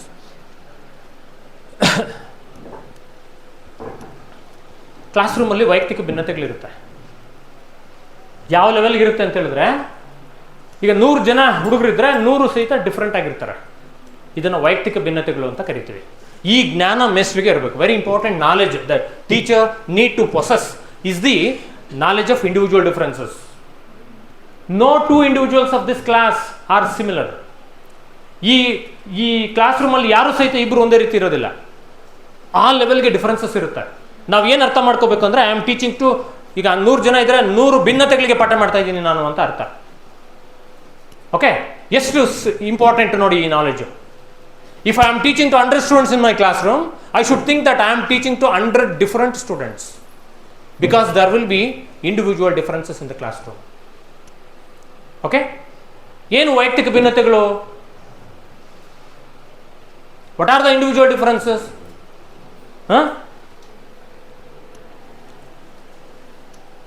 Those differences which separate an individual from the others and make one as an unique individual are called as the individual differences. ಒಬ್ಬ ವ್ಯಕ್ತಿಯನ್ನ ಇತರ ವ್ಯಕ್ತಿಗಳಿಂದ ಬೇರ್ಪಡಿಸಿ ಭಿನ್ನನನ್ನಾಗಿಸುವಂತಹ ಲಕ್ಷಣಗಳನ್ನು ವೈಯಕ್ತಿಕ ಭಿನ್ನತೆಗಳು ಅಂತ ಕರಿತೀವಿ. ಈಗ ನೋಡಿ, ನಾನು ಇಲ್ಲಿ ಇದ್ದೀನಿ ಅಂತ ಹೇಳಿದ್ರೆ, ನಂತರ ಈ ಭೂಮಿ ಮೇಲೆ ಇದುವರೆಗೆ ಯಾರೂ ಹುಟ್ಟಿರಲಿಲ್ಲ, ಇವತ್ತು ಯಾರೂ ಹುಟ್ಟಿಲ್ಲ, ಇನ್ನು ಹುಟ್ಟೋದು ಇಲ್ಲ. ಅರ್ಥ ಮಾಡ್ಕೊಂಡ್ರೆ ವೈಯಕ್ತಿಕ ಭಿನ್ನತೆ ಅಂದ್ರೆ ಏನು ಅಂತ? ನೀನು ಅಷ್ಟೇ, ನಿಂತರ ಇದುವರೆಗೂ ಭೂಮಿ ಮೇಲೆ ಯಾರು ಹುಟ್ಟಿಲ್ಲ, ಇವತ್ತು ಯಾರು ಈ ಪ್ರಪಂಚದಲ್ಲಿ ನಿಂತರ ಇಲ್ಲ, ಮುಂದೇನೂ ಸಹಿತ ಯಾರೂ ನಿಂತರ ಇರೋದಿಲ್ಲ. ಆ ಲೆವೆಲ್ಗೆ ಇಂಡಿವಿಜುವಲ್ ಡಿಫ್ರೆನ್ಸಸ್ ಇರ್ತದೆ. ಒಬ್ಬ ವ್ಯಕ್ತಿ ಥರ ಪ್ರಪಂಚದಲ್ಲಿ 3 ಇರ್ತಾರೆ, 7 ಜೊತೆ, ಇದೆಲ್ಲ ಬುರುಡೆ, ಸಾಧ್ಯನೇ ಇಲ್ಲ. ಯಾಕೆ ಸಾಧ್ಯ ಇಲ್ಲ ಅಂತ ಹೇಳಿದ್ರೆ, ಈ ಟೈಪ್ಸ್ ಇಂಡಿವಿಜುವಲ್ ಡಿಫ್ರೆನ್ಸಸ್ ಅಂದರೆ ಏನಂದರೆ, ಈಗ ಕ್ಲಾಸ್ ರೂಮ್ಗೆ ಸಂಬಂಧಪಟ್ಟಂತೆ ಒಬ್ಬ ಬೇಗ ಕಲಿತಾನೆ, ಒಬ್ಬ ನಿಧಾನವಾಗಿ ಕಲಿತಾನೆ, ಒಬ್ಬನಿಗೆ ಐಕ್ಯೂ ಜಾಸ್ತಿ ಇರ್ತದೆ, ಒಬ್ಬ ಐಕ್ಯೂ ಆವರೇಜ್ ಇರ್ತದೆ, ಒಬ್ಬನಿಗೆ ತುಂಬ ಚೆನ್ನಾಗಿರ್ತದೆ, ಒಬ್ಬನಿಗೆ ರೆಪ್ಯುಟೇಷನ್ ಬೇಕು, ಒಬ್ಬನಿಗೆ ಒಂದು ಸಾರಿ ಸಾಕು, ಒಬ್ಬನ ಕಲಿಕೆಗೆ ಸಂಬಂಧಪಟ್ಟ ಸಮಸ್ಯೆಗಳಿರ್ತದೆ, ಕೆಲವರಿಗೆ ನೋ ಪ್ರಾಬ್ಲಮ್, ಒಳ್ಳೆ ಸ್ಕೋರ್ ಮಾಡ್ತಾನೆ, ಕೆಲವನ್ನ ಆವರೇಜ್ ಮಾಡ್ತಾರೆ. C the differences, these are the types of differences. ನಾನು ಫಿಸಿಕಲಿ ತಗೊಳ್ಳೋದಿಲ್ಲ, ಬರೀ ಇದಕ್ಕೆ ಲರ್ನಿಂಗ್ಗೆ ಸಂಬಂಧಪಟ್ಟಂತೆ. ಒಬ್ಬನ ಕಳ್ಳಿಗಿರ್ತಾನೆ, ಬೆಳ್ಳಿಗಿರ್ತಾನೆ, ಉದ್ದಿಗಿರ್ತಾರೆ, ಅವು ಇರ್ತವೆ. ನೋಡಿ, ಒಬ್ಬರು ನೋಡೋದಕ್ಕೆ ಒಂಥರ ಕಾಣ್ತಾನೆ ಇಲ್ಲ, ಕಾಣೋದಕ್ಕೆ ಇಷ್ಟೊಂದು ಡಿಫ್ರೆನ್ಸ್ ಇದೆ ಅಂದರೆ, ಇನ್ನು ಇಂಟರ್ನಲ್ಲಿ ಕಾಣದೇ ಇರೋ ಲಕ್ಷಣಗಳಲ್ಲಿ ಎಷ್ಟು ವ್ಯತ್ಯಾಸಗಳಿರುತ್ತೆ ಅಂತ ಯೋಚನೆ ಮಾಡಿ. ಯಾರೂ ಇಲ್ಲ, ಒಂದೇ ಸಾರಿ ಒಂದೇ ತಾಯಿ ಹೊಟ್ಟೆ ಮಕ್ಕಳಲ್ಲಿ ಹುಟ್ಟಿದಂಥ ಮಕ್ಕಳು ಸಹಿತ ಒಂದೇ ರೀತಿ ಇರೋದಿಲ್ಲ. ಸರಿ, ಒಂದೇ ಝೈಗೋಟ್ ಡಿವೈಡ್ ಆಗಿ ಹುಟ್ಟುವಂಥ ಕಂಜಾಯಿಂಟೆಡ್ ಟ್ವಿನ್ಸು ಅಥವಾ ಐಡೆಂಟಿಕಲ್ ಟ್ವಿನ್ಸು ನೋಡೋಕೆ ಒಂದೇ ರೀತಿ ಇರ್ತಾರಷ್ಟೇ, ಇನ್ನೆಲ್ಲವೂ ಸಹಿತ ಬೇರೆ ಬೇರೆ. ಅಂಟ್ಕೊಂಡಿರೋ ಮಕ್ಕಳು ಸಹಿತ ನೋಡೋಕೆ ಒಂದೇ ಥರ ಇರ್ತಾರೆ, ಒಂದೇ ಸೆಕ್ಸು, ಆದರೆ ಆಲೋಚನೆಗಳೆಲ್ಲ ಬೇರೆ ಬೇರೆ. ಹಾಗಾಗಿ ಈ ಥರ ಡಿಕ್ಲೇರ್ ಮಾಡ್ಬೋದು. ಸೈಕಾಲಜಿ ಏನು ಹೇಳುತ್ತೆ? No two individuals of this world are similar, each one is unique. ಪ್ರತಿಯೊಬ್ಬರೂ ಸಹಿತ ಭಿನ್ನರು. ಅರ್ಥ ಆಯ್ತಾ? ಹಾಗಾಗಿ ನೀವು ಒಬ್ಬನ ಹತ್ರ ಏನೋ ಎಕ್ಸ್ಪೆಕ್ಟ್ ಮಾಡಿ, ನೋಡ ನಿನಗೆ ಮಾಡಿರೋ ಪಾಠ ಅವನಿಗೂ ಮಾಡಿದ್ದು, ಅವನು 80% ತಗ, ನಿನಗೇನು ಬಂದಿದೆ 30%. ಏನು ರಾವ್, ನಾನೇನು ಸಪ್ರೇಟ್ ಪಾಠ ಮಾಡಿದ್ದೇನೋ, ಅವ್ನು ಮಾಡಿದ ಪಾಠ ತಾನು ಇವನಿಗೂ ಮಾಡೋದು. ಈ ನ್ಯಾಯಕ್ಕೆ ಇಲ್ಲಿ ಹೋಗೋ ಮೇಷ್ಟ್ರು ಈ ಥರ ಹೇಳ್ತಾರೆ ಕೆಲವರು ಮೇಷ್ಟ್ರು. ಹೋಗಿ ಅವ್ನ ಕಾಲ್ಗಳಿಗೆ ದೂರು ಅಂತಾರೆ. ಅಲ್ಲಿ ಏನಿದೆ ಅರ್ಥ ಅಂದರೆ, ಮೇಷ್ಟ್ರಿಗೆ ಇಂಡಿವಿಜುವಲ್ ಡಿಫರೆನ್ಸಸ್ ಜ್ಞಾನ ಇಲ್ಲ. ಎಷ್ಟು ಅನಾಹುತ ಆಗುತ್ತೆ ನೋಡಿ. ಅವನೇ ಬೇರೆ, ಇವನೇ ಬೇರೆ, ಇನ್ ಆಲ್ ದ ವೇ. ಮತ್ತು ಅವನಿಗೆ ಹೇಗೆ ಕಂಪೇರ್ ಮಾಡ್ಲಿಕ್ಕೆ ಆಗ್ತದೆ? ಪಾಠ ಒಂದಿದೆ ಅಂದ್ಬಿಟ್ಟು, ಒಂದೇ ಥರ ಪಾಠ ಇದೆ ಅಂದ್ಬಿಟ್ಟು ಎಲ್ಲರೂ ಒಂದೇ ರೀತಿ ಕಲಿಬೇಕು ಅಂತ ಹೇಳಿದ್ರೆ ವಾಟ್ ಇಟ್ ಈಸ್? ಏನಿದು ಅಂತ ಹೇಳಿದ್ರೆ ಮೇಷ್ಟ್ರಿಗೆ ವೈಯಕ್ತಿಕ ಭಿನ್ನತೆಯ ಜ್ಞಾನ ಇಲ್ಲ. ಅದಕ್ಕೆ ಮೇಷ್ಟ್ರಿಗೆ ಈ knowledge of individual differences very very important. Causes ಏನು ಅಂದರೆ ಎರಡೇ, ಒಂದು ಹೆರಿಡಿಟಿ, ಇನ್ನೊಂದು ಎನ್ವಿರಾನ್ಮೆಂಟ್. ಅನುವಂಶೀಯತೆ ಮತ್ತು ಪರಿಸರ. ಅನುವಂಶೀಯತೆ ಅಂದರೆ ತಂದೆ ತಾಯಿ, ಪರಿಸರ ಅಂದರೆ ನಮ್ಮ ಸುತ್ತಮುತ್ತಲಿನ ವಾತಾವರಣ. ಅದು ಸ್ಕೂಲು, ಕಾಲೇಜು, ಮೇಸ್ಟ್ರು, ಟೀಚಿಂಗು, ಟೆಕ್ಸ್ಟ್ ಬುಕ್ಕು, ಕರಿಕ್ಯುಲಮ್ಮು, ಆಟ, ಊಟ, ಮಾಸ್ ಮೀಡಿಯಾ, ನೆರೆಹೊರೆ, ಫ್ರೆಂಡ್ಸು, ಕಾಯಿಲೆಗಳು, ಇವೆಲ್ಲವೂ ಸಹಿತ ಸೇರ್ಕೊಂಡ್ಬಿಡ್ತದೆ. ಅದು ಪರಿಸರ. ಯಾರಾದರೂ ಈ ಪ್ರಪಂಚದಲ್ಲಿ ಒಂದೇ ರೀತಿ ಪರಿಸರ ಪಡೆಯಲಿಕ್ಕೆ ಸಾಧ್ಯ ಇದೆಯಾ? No chance. ಆಮೇಲೆ ತಂದೆ ತಾಯಿ ಒಬ್ಬರಿದ್ರೂ ಸಹಿತ ಆಗೋದಿಲ್ಲ. ಒಂದು ಮಗು ಈ ವರ್ಷ ಹುಟ್ಟಿರ್ತದೆ, ಇನ್ನೊಂದು ವರ್ಷ ಇನ್ನೊಂದು ಮಗು ಹುಟ್ಟಿರ್ತದೆ. ಹೇಗಾಗ್ತದೆ? ಒಂದು ಹೆಣ್ಮಗು ಹುಡ್ತದೆ, ಒಂದು ಗಂಡು ಮಗು ಹುಡ್ತದೆ, ಅದೇ ತಂದೆ ತಾಯಿ. ಎಲ್ಲಿ ವ್ಯತ್ಯಾಸ, ಎಲ್ಲಿ ಡಿಫ್ರೆನ್ಸ್, ಇದು ಸಿಮಿಲಾರಿಟಿ ಇರ್ತದೆ? ಮತ್ತು ಒಂದೇ ಸಾರಿ ಹುಟ್ಟಿದ್ರು ಸಹಿತ ಝೈಗೋಟ್ ಬೇರೆ ಬೇರೆ ಇರ್ತದೆ. ಯಾರು ಒಬ್ಬೇ ಒಬ್ಬರು ಮಾತ್ರ ಒಂದೇ ರೀತಿ ಸಿಮಿಲರ್ ಹೆರಿಡಿಟಿಯನ್ನು ತಗೊಂಡ್ಬರ್ಬೋದು. ಯಾರು ಅಂದರೆ ಐಡೆಂಟಿಕಲ್ ಟ್ವಿನ್ಸು ಮತ್ತು ಕಂಜಾಯಿಂಟೆಡ್ ಟ್ವಿನ್ಸ್. ಸಮರೂಪ ಅವಳಿಗಳು ಮತ್ತು ಸಯಾಮಿ ಅವಳಿಗಳಿಗೆ ಮಾತ್ರ ಸಿಮಿಲರ್ ಹೆರಿಡಿಟಿ ಇರ್ತದೆ. ಫ್ರಟರ್ನಲ್ ಟ್ವಿನ್ಸ್ ಒಟ್ಟಿಗೆ ಹುಟ್ಟಿದ್ರು ಸಹಿತ ಫ್ರಟರ್ನಲ್ ಟ್ವಿನ್ಸು ಬೇರೆ ಬೇರೆ ಝೈಗೋಟಿಂದ ಹುಡ್ತಾರೆ. ಅಸಮರೂಪ ಅವಳಿಗಳು, ಒಂದು ಹೆಣ್ಣಾಗ್ಬೋದು, ಒಂದು ಗಂಡಾಗ್ಬೋದು, ಒಂದು ಕರ್ಗಿರ್ಬೋದು, ಒಂದು ಬೆಳ್ಳಗಿರ್ಬೋದು. ಒಂದೇ ತಂದೆ ತಾಯಿನೇ ಒಂದೇ ಸರಿನೂ ಹುಡ್ತವೆ, ಟ್ವಿನ್ಸೇ, ಆದರೆ ಹೆರಿಡಿಟಿ ಡಿಫ್ರೆನ್ಸ್ ಇರುತ್ತೆ. ಗೊತ್ತಾಯ್ತಾ? ಆದರೆ ಸಮರೂಪ ಅವಳಿಗಳು ಒಂದೇ ಥರ ಇರ್ತವೆ ಹುಟ್ಟೋವರೆಗೂ, ಯಾಕೆಂದರೆ ಹೆರಿಡಿಟಿ ಸಿಮಿಲಾರಿಟಿ ಇರ್ತದೆ. ಆಮೇಲೆ ಎನ್ವಿರಾನ್ಮೆಂಟ್, ಡಿಫ್ರೆಂಟ್ ಎನ್ವಿರಾನ್ಮೆಂಟ್ಗೆ ಎಕ್ಸ್ಪೋಸ್ ಆಗ್ತಾರೆ, ಹಾಗಾಗಿ ಡಿಫ್ರೆನ್ಸಸ್ ಬಂದ್ಬಿಡುತ್ತೆ. ಇನ್ನೊಂದು 5 ನಿಮಿಷ ಮಾಡೋದು ಸರ್. ಓಕೆ, ಕಾಸಸ್ ಗೊತ್ತಾಯ್ತಲ್ಲ? ಯಾಕೆ ಈ ಪ್ರಪಂಚದಲ್ಲಿ ಯಾರು ನಂತರ ಇರೋದಿಲ್ಲ ಅಥವಾ ನಿಂತರ ಇರೋದಿಲ್ಲ ಅಂದರೆ ಯಾರು ಸಹಿತ ಸಿಮಿಲರ್ ಹೆರಿಡಿಟಿ ಆ್ಯಂಡ್ ಎನ್ವಿರಾನ್ಮೆಂಟ್ನ ರಿಸೀವ್ ಮಾಡ್ಕೊಳ್ಳಿಕ್ಕೆ ಸಾಧ್ಯ ಇಲ್ಲ. ಹಾಗಾಗಿ ಅಷ್ಟು ಕಾನ್ಫಿಡೆಂಟ್ ಆಗಿ ನಾವು ಹೇಳ್ಬೋದು. ಅದಕ್ಕೋಸ್ಕರ ಕಾನ್ಫಿಡೆಂಟ್ ಆಗಿ ನಾವು ಅನ್ಕೋಬೇಕು, ಎಲ್ಲರೂ ಸಹಿತ ಬೇರೆ ಬೇರೆ ಭಿನ್ನರು. ಬರೋ ವಾತಾವರಣ, ಅವ್ರ ತಂದೆ ತಾಯಿ, ಇವ್ರ ತಂದೆ ತಾಯಿ, ಅವರ ಪರಿಸರ ಎಲ್ಲವೂ ಸಹಿತ ಡಿಫ್ರೆಂಟ್. ಈಗ ಮೆಷರ್ಸ್ ಏನು ಮಾಡಬೇಕು? ಏನು ಮಾಡ್ಬೇಕೀಗ? ಇದನ್ನು ಗಮನದಲ್ಲಿ ಇಟ್ಕೊಂಡು ಪಾಠ ಮಾಡಬೇಕಲ್ವಾ? ಅದಕ್ಕೆ ವೈಯಕ್ತಿಕ ಭಿನ್ನತೆಗೆ ಗಮನ ಕೊಡಬೇಕು. ಎಲ್ಲರೂ ಒಂದೇ ಥರ ಟ್ರೀಟ್ ಮಾಡೋದಲ್ಲ, giving attention to individual differences. ಆಮೇಲೆ ಗಾತ್ರವನ್ನು ಕಡಿಮೆ ಮಾಡ್ಕೋಬೇಕು. ತರಗತಿ ಗಾತ್ರ ಕಡಿಮೆ ಇದ್ರೆ ಭಿನ್ನತೆಗಳು ಕಡಿಮೆ ಆಗ್ತವೆ. ಈಗ 30 ಜನ ಇದ್ರೆ ಬರೀ 30 ಭಿನ್ನತೆ ಅಷ್ಟೇ, 100 ಜನ ಇದ್ರೆ 100 ಭಿನ್ನತೆ ಆಗ್ಬಿಡ್ತದೆ. ತರಗತಿಯ ಗಾತ್ರ ಕಡಿಮೆ ಮಾಡ್ಕೋಬೇಕು, ಆಯ್ತಾ? ಆಮೇಲೆ ಬೇರೆ ಬೇರೆ ಬೋಧನಾ ವಿಧಾನಗಳನ್ನು ಅಳವಡಿಸ್ಕೋಬೇಕು. ಯಾಕಂದ್ರೆ ಒಬ್ಬನಿಗೆ ಸೂಟ್ ಆಗ್ಬೋದು, ಎಲ್ಲರಿಗೂ ಅದಾಗೋದಿಲ್ಲ. ಹಾಗಾಗಿ ಬೇರೆ ಬೇರೆ ಬೋಧನಾ ವಿಧಾನಗಳನ್ನು, ಬೇರೆ ಬೇರೆ ಬೋಧನಾ ತಂತ್ರಗಳನ್ನು ಅನುಸರಿಸಬೇಕು. ಅರ್ಥ ಆಯ್ತಾ? ಇವುಗಳನ್ನು ನಾವು ಮಾಡಬೇಕಾಗಿರುವಂಥ ಸ್ಟ್ರಾಟಜೀಸ್. ಈಗ ಉದಾಹರಣೆಗೆ ಒಬ್ಬ ಶಿಕ್ಷಕರು ತರಗತಿಯ ಗಾತ್ರವನ್ನು ಕಡಿಮೆ ಮಾಡ್ತಾ ಇದ್ದಾರೆ, ಹಾಗಾದರೆ ಅವರು ಯಾವುದಕ್ಕೆ ಪ್ರಾಧಾನ್ಯತೆಯನ್ನು ನೀಡ್ತಿದ್ದಾರೆ ಅಂತ ಪ್ರಶ್ನೆ ಕೇಳ್ತಾನೆ. ಟೆಟ್ಟಲ್ಲಿ ಸಾಕಷ್ಟು ಸಾರಿ ಕೇಳಿದ್ದಾನೆ, CET-ಯಲ್ಲಿ ಟೀಚರ್ ಸೆಲೆಕ್ಷನ್ CET-ಯಲ್ಲಿ ಸಾಕಷ್ಟು ಸಾರಿ ಕೇಳ್ತಿರ್ತಾನೆ. ಓಕೆ, ನಾನು ಕ್ವಶನ್ ಪೇಪರ್ ಮಾಡ್ತೀನಿ ಅದಕ್ಕೆಲ್ಲ, ಈ ಥರ ಕೇಳಿದ್ದೀನಿ, ನಾನು ಬೇಕಾದ ಸಾರಿ ಕೇಳಿದ್ದೀನಿ. ಈಗ ಅಲ್ಲೇನು ಬರುತ್ತೆ? ಶಿಕ್ಷಕರು ವೈಯಕ್ತಿಕ ಭಿನ್ನತೆಗಳ ಸಮಸ್ಯೆಗಳನ್ನು ಪರಿಹಾರ ಮಾಡ್ತಿದ್ದಾರೆ, ಶಿಕ್ಷಕರು ಪ್ರೇರಣೆಗೆ ಆದ್ಯತೆಯನ್ನು ನೀಡ್ತಿದ್ದಾರೆ, ಶಿಕ್ಷಕರು ತರಗತಿಗೆ ಶಿಸ್ತನ್ನು ಕಾಪಾಡ್ತಿದ್ದಾರೆ ಅಂತ ಈ ರೀತಿ ಏನೇನೋ ಕೊಟ್ಕೊಂಡು ಹೋಗ್ತಾರೆ. ಸ್ಟ್ರೆಂತ್ ಕಡಿಮೆ ಮಾಡ್ತಿದ್ದಾರೆ ಅಂದರೆ ವೈಯಕ್ತಿಕ ಭಿನ್ನತೆಗೆ ಗಮನ ಕೊಡ್ತಿದ್ದಾರೆ ಅಂತ. ಡಿಫ್ರೆಂಟ್ ಮೆಥಡ್ಸನ್ನು ಇಲ್ಲಿ ಫಾಲೋ ಮಾಡ್ತಾ ಇದ್ದಾರೆ ಅಂದರೆ ವೈಯಕ್ತಿಕ ಭಿನ್ನತೆಗೆ ಗಮನ ಕೊಡ್ತಾ ಇದ್ದಾರೆ ಅಂತ ಅರ್ಥ. ವಿವಿಧ ಬೋಧನಾ ವಿಧಾನಗಳನ್ನು ಅನುಸರಿಸ್ತಾ ಇದ್ದಾರೆ ಅಂದರೆ ಎಲ್ಲರಿಗೂ ಸುಟ್ಟಾಗಲಿ ಅಂತ ಹಿಂಗೆ ಮಾಡ್ತಾವ್ರೆ ಅಂತ ಅರ್ಥ. ವೈಯಕ್ತಿಕ ಭಿನ್ನತೆಗೆ ಗಮನ ಕೊಡ್ತಿದ್ದಾರೆ ಅಂತ ಅರ್ಥ. ವೈಯಕ್ತಿಕ ಗಮನ ಕೊಡ್ತಾ ಇದ್ದಾರೆ ಅಂದರೆ ಅರ್ಥ ಏನಂದ್ರೆ ವೈಯಕ್ತಿಕ ಭಿನ್ನತೆಗಳನ್ನು ಸಾಲ್ವ್ ಮಾಡ್ತಿದ್ದಾರೆ ಅಂತ ಅರ್ಥ. ಈ ಥರ ಬೇರೆ ಬೇರೆ ಬರ್ತವೆ. ಈಗ ನಿಮ್ಗೆ ಅರ್ಥ ಮಾಡಿಕೊಂಡು ಈ ಥರ ಮೇಸ್ಟ್ ಮಾಡ್ತಾವ್ರೆ ಅಂದರೆ ಯಾವುದಕ್ಕೆ ಗಮನ ಕೊಡ್ತಿದ್ದಾರೆ, ಅಥವಾ ಯಾವ ಪ್ರಾಬ್ಲಮನ್ನು ಸಾಲ್ವ್ ಮಾಡ್ತಾ ಇದ್ದಾರೆ, ಇದು ನೀವು ಆಲೋಚನೆ ಮಾಡಬೇಕಾಗಿರೋದು. ಈ ಏರಿಯಾ ಮೇಲೆ ಪ್ರಶ್ನೆ ಬರೋದು, ನೇರವಾಗಿ ಬರೋದಿಲ್ಲ ಪ್ರಶ್ನೆಗಳು. ಕ್ಲಾಸ್ ರೂಮ್ ಸಿಚುವೇಶನ್ಗೆ ಒಬ್ಬ ಮೇಸ್ಟ್ ಹಿಂಗೆ ಮಾಡ್ತಿದ್ದಾರೆ, ಅಥವಾ ಒಂದು ಸನ್ನಿವೇಶ ಹೀಗಾಗದೆ ಒಬ್ಬ ಮೇಸ್ಟ್ರಾಗಿ ನೀವೇನು ಮಾಡ್ತೀರಿ, ಈ ಥರದ್ದು. ಓಕೆ,